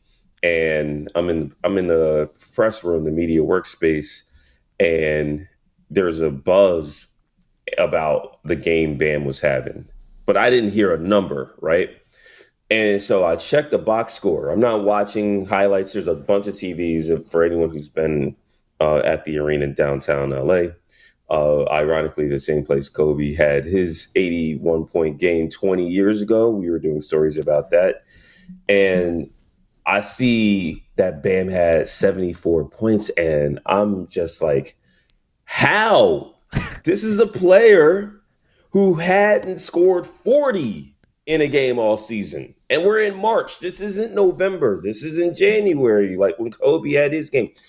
Bam is a very good player. He is a 9-year vet who's always played in Miami. He's only averaged 20 points per game once in those 9 seasons in Miami. Like, I was just like, I know it's the Wizards, and I know the Heat are playing faster than ever, but how? And I saw the free throws, and I still was like, how? How is it Bam? You know, no disrespect. Bam is one of my favorite players in the league. every time, again, he plays in the Eastern Conference, I don't see him as often as I see other guys. Bam has always been great when I've needed him for stuff. I did a story on defense in the NBA, ironically, and what you need to stop certain guys. And he gave me one of the best quotes. He was like, you're going to need like 6'9", switchable Swiss Army knives, something like that, right? I mean, I was just trying to get that part. So I instantly turned the game on. I was like, look, all the other pregame media stuff can wait. I'm literally watching potential history, right? Definitely Miami Heat history. So I was rooting for him to get past 81. It was the Miami Heat announcers, they were like, oh, he's going to come out the game now because he's got 81. I'm like, come on, you got to try to get more than 81 points. This is your moment to do it. You've earned that. And so I'm happy for Bam, and I'm happy that we get a new benchmark to talk about as far as scoring in the NBA. I'm fascinated, Law, because you were at the arena last night, and we'll talk about the Lakers win over the Timberwolves and what that might mean for LA. But, was there any buzz in the arena, people talking about it after the game? Like, I would imagine, and I'm a Knicks fan. I'm not a Lakers fan. I'm a Knicks fan from New York. And I wasn't happy that Kobe's 81 points got bested. I'm guessing that the fans in LA might have felt the same. Did you sense that at all, that people knew what had happened? They were unhappy about it? Take us inside Los Angeles and the reaction to Bam's 83 points. Man, I wish I could. To be honest with you, I was locked into the game. I wasn't going around and asking a bunch of people and being social about what was happening with Bam and being in Lakers fans' feelings, because quite honestly, I don't care. I'm serious. Like, I'm happy for Bam. Like, everyone's always overprotective about stuff that Kobe did for really lame, not lame, but mid Lakers teams, So, I mean, Kobe's last game, how many shots did he take to get to 60? And I said that. I was like, that's one of the, like, I'm not hating on Bam at all. Like, look, I mean, we talked about Mike Evans earlier in the show, the Bucks receiver, like the Niners receiver. When he went for over 1,000 yards, like tie Jerry Rice's record, they did it on the final play of the season in a game that didn't matter. So, like, exactly. Michael Strahan broke the sack record. Brett Favre took a dive. I guess for me, Law, and I don't know if Laker fans would agree with this. I don't know if I'm guessing you don't agree with this, which is fine. We can all have different opinions. It's the fact that I hate to put it like this, like, Kobe's dead.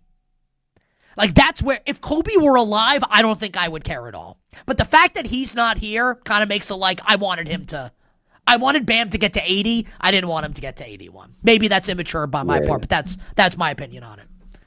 I very much wanted him to get past it, because that's what these are meant for. And you know what?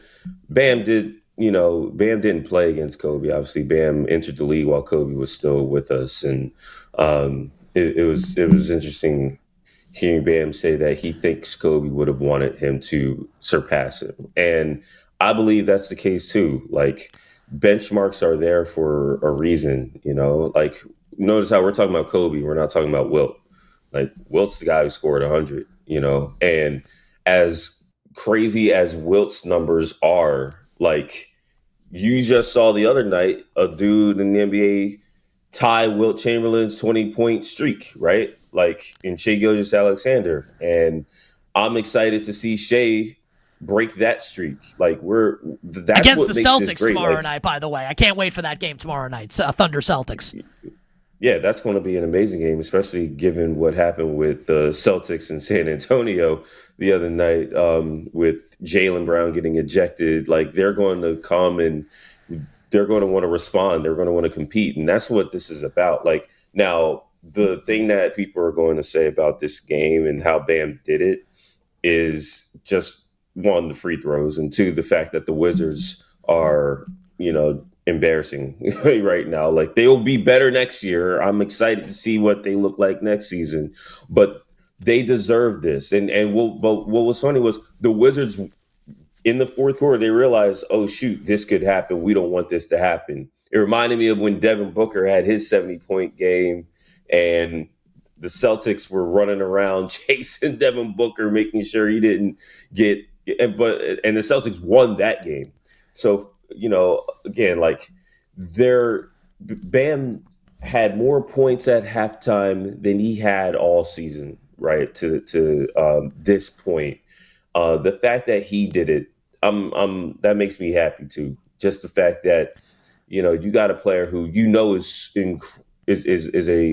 a strong player in this league, and has the respect of everybody in Miami, and he sacrificed his game to be the kind of player that helps his team win games. Like, he isn't a guy who takes a bunch of shots all the time. He isn't a ball hog. He isn't. But in this game, it was like, Bam, show us what you can do at a high level. And he showed he could do that. And the criticism are all going to come from things that don't have a lot to do with Bam Adebayo. So I'm going to give Bam Adebayo his flowers. And everybody else is like, okay, you go ahead and get 80 then. Tough to disagree. I can feel the way I feel about Kobe while still acknowledging, good for Bam. Went out there and did it. However it happened, 83 is 83. Law, final question for you. We have about a minute to go. So I've been saying for a while that no matter who the Lakers play in the first round, assuming health for the opposition, I don't think they're winning a first-round series. It is worth noting, they played pretty well last night to beat the Timberwolves. Anthony Edwards has a terrible shooting game. How do you see the Lakers' chances once we get to the postseason here in about 60 seconds?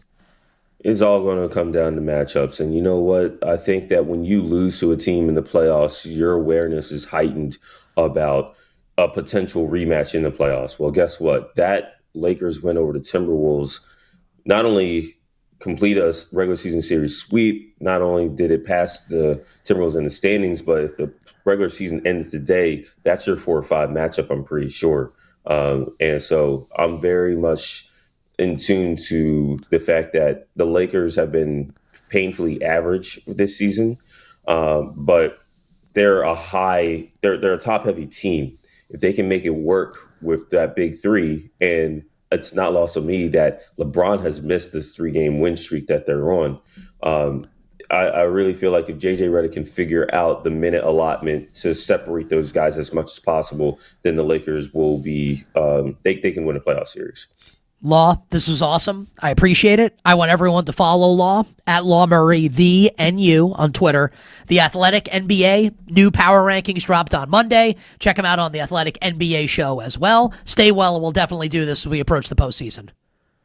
Hey, thank you so much, Nick. Law Murray joining us here on You Better You Bet. I thought that was, I like the different perspective there on Bam. He was rooting for Bam. I think a lot of people were rooting for Bam, and I think that's fine. This is not me saying, I'm trying to gatekeep everybody that wanted Bam to beat the record. I guess it's not even the record, like Law said. I wanted him to get 80, just not 81, 82, or 83. Thanks to our friend Law Murray for joining the show. Now joining us is our executive producer, Bill Zimmerman, with the trivia question of the day. So listeners and viewers, the rules are simple. I'm not going to look up the answer. Tyler won't. Kenny won't. We're going to try to answer it to start the final segment of the show. You can think about it as well. Bill, welcome to the program. What is the trivia question today? All right, Nick. Well, we're talking Bam, so let's talk Bam. Now, here you go. Here's the setup. This is the 50th time in NBA history that someone scored 62 or more points in a game. Now, 42 have scored 60 or 61, so we're not going to flood the question here. So 50 times 62 points or more. It's 22 different players. 3 times the player that accomplished that feat had less than 20 points per game averaged for his career. Bam is one of them, 16.1. There's a guy, Joe Fulks, for the Philadelphia Warriors, who scored 64 in 1949, 16.4. So those two guys aside, who is the third member of the 62 or more points club that averaged less than 20 points per game for their career? That is a terrific question. That is a great, and I don't think I'm going to get it right. I don't even know what my guess is going to be. So we will answer the trivia question on the other side. Think about it as well, our listeners and viewers. The player in NBA history to score at least 62 in a game who has averaged less than 20 points in his career. We'll answer that question on the other side. We'll talk a little Daniel Jones. We've got some new news on Daniel Jones and give you all our bets for tonight to wrap up the Wednesday edition of the show on Westwood One Sports, presented by BetMGM.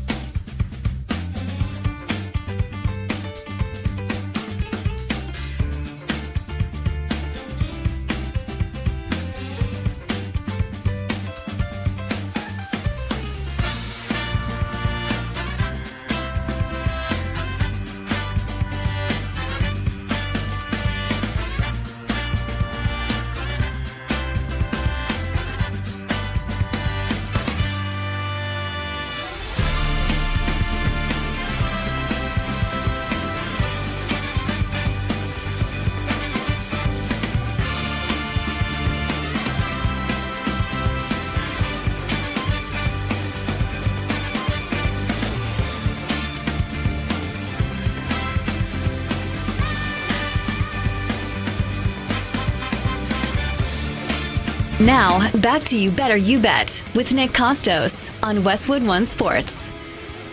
All right, some thank yous to dole out before we wrap up the show with a flurry of items for you and yours. 3 tremendous guests joined us on You Better You Bet. Our friend Brad Evans, BetMGM tonight, weeknights on Westwood One Sports, 6 to 11 p.m. Eastern. Ross Tucker of the Ross Tucker Football Podcast. Thanks to Ross. And just joined by Law Murray, who covers the NBA for The Athletic. Our crew, Bill, Tyler, Kenny, Mike, and Dan. Shout out to them. Black and Abdallah coming up next on Westwood One Sports. We will answer the trivia question in just a moment, but want to pay off a ton of tweets and YouTube comments that we've gotten for today. Bill will read the tweets. I'll give you the YouTube. Bill, hit us with some of the real one tweets today. All right, Nick, let's start with the reaction to Bam, if they liked it, didn't like it. The SC Rambling says, couldn't care less who has the record. Kobe didn't even have it. But stat padding has always been considered disrespectful, will always be criticized, and for a good reason. It removes authenticity. This was stat padding to the extreme. A bummer because he's a good player. Norman Davis says 83 is 83. 43 free throws is diabolical. Intentionally fouling is a bit Bush League, but it happened, so no need for an asterisk. No one can erase it. Sean Fox plays. This is on if the Ravens did dirty by backing out of Maxx Crosby. Yes, they manipulated the market after all the real money was spent, and Trey had few options, and they were able to get their need for less money and keep their picks. They've done this kind of move before. And Daniel K993, what did they do? Every team had a chance to trade for Max and sign Trey. They didn't like what they saw on the MRI. Trey was the same price they had for Max. It was perfect timing. So there you go. Little sample from the real ones. And let's go to YouTube, youtube.com/@thekostos. Our friend Brian says it's going to piss some people off in the league, but if he's the Ravens, he's got 2 words for you. Super Bowl.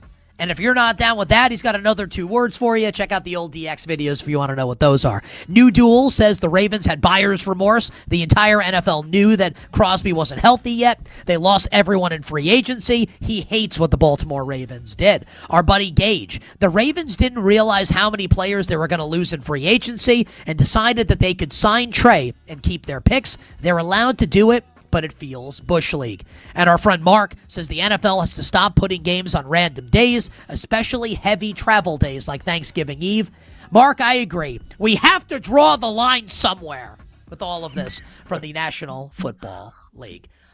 Bill, just reiterate, please, the trivia question of the day today, and we will attempt to answer it, myself, Tyler, and Kenny. All right, so it is 3 players have scored 62 or more points, but average less than 20 points per game for their career. 1 is Bam, 1 is a guy named Joe Folks, who did it in 1949, and there is a third. Who is the third? All right, I'm gonna guess first. I am almost certain I'm wrong. Brandon Jennings will be my guess. I'm almost certain I'm wrong about that, but my guess will be Brandon Jennings. Tyler Morales, would you like to fathom a guess? I think Brandon Jennings only scored 55. I think that was what his was. Tracy McGrady, I know he had a bunch of lull years where he scored like 5 points, so my guess is Tracy McGrady. McGrady definitely averaged more than 20 points per game for his career. I think so, at least. Kenny, your guess? I'm going to guess Jamal Crawford. I think he only got to like 59, so it's probably a bad guess. My other guess would be Karl Anthony Towns because I know he actually scored 62. The only issue, he probably averages like 21 per game in his career, so that's probably a wrong answer as well. Bill, before you tell are we wrong? Just like a yes or no. Somebody has the correct answer. Wow. Who has it right? I don't think it's me. Who has it right? Karl Anthony Towns averages about 22 a game. It is not him. Jamal Crawford and Jennings, they did not get to 62 points. Tracy McGrady averaged 19.6 points for his career. Wow. Tyler, did you look that up? No, but he wasn't good for it until like his 5th season in the NBA, and then he had those lull years like the Knicks at the end of his career. I thought that was pretty obvious. Tracy McGrady was a Knick. Is that a thing? Is that like the Mandela effect? Like that actually happens? It's unbelievable. Great job by Tyler. Tracy McGrady, the answer to the question. I thought I had it with Brandon Jennings. Okay. We're gonna have to race to the finish line here. We need to get this audio into the show. Jaylen Brown getting ejected from last night's Celtics Spurs game, Kenny. Jaylen Brown off. He thought he was pushed out of bounds. He's telling Tyler Ford he might pick up a technical foul here. He may pick up a technical here. He ran that forward and and some words there, and the technical is called. You're saying I got pushed out of bounds. And he might be right. Yeah, he can't get thrown out. Oh, he just did. Oh, my goodness. Come on. So Jaylen Brown thrown out of the game. NBC and Peacock on the call. Mike Tirico, Reggie Miller and company. I bet the Celtics in the game. Would have really liked if Jaylen Brown didn't get thrown out because the Celtics, San Antonio pulls away in the fourth quarter, a 12-0 run. The Spurs continue their incredible run of basketball. And when Brown got ejected, Boston was winning at the end of the second quarter, 51-48, yada, yada, yada. Spurs win again. I lose my bet. Jaylen Brown, you're awesome. In the MVP race, you've been great. Also, can you please keep your cool? And just to toss this note in, ESPN's Adam Schefter tweeted that Daniel Jones, who we just told you signed a new 2-year deal with the Colts, up to $100 million, is expected to be ready to start week 1. We'll talk more about that on the show tomorrow. But we got to close the show with all our bets for tonight. Kenny, please drop the dope-ass beat. There's no better place to be during March matchups than Vegas. And this year, next week, college basketball fans can win a VIP trip to the Court of Legends event featuring the Cavender twins. Simply Play sports bets. Honestly, the Cavender twins would probably be impressed by Tyler's sports knowledge. That he got Tracy McGrady as the right answer.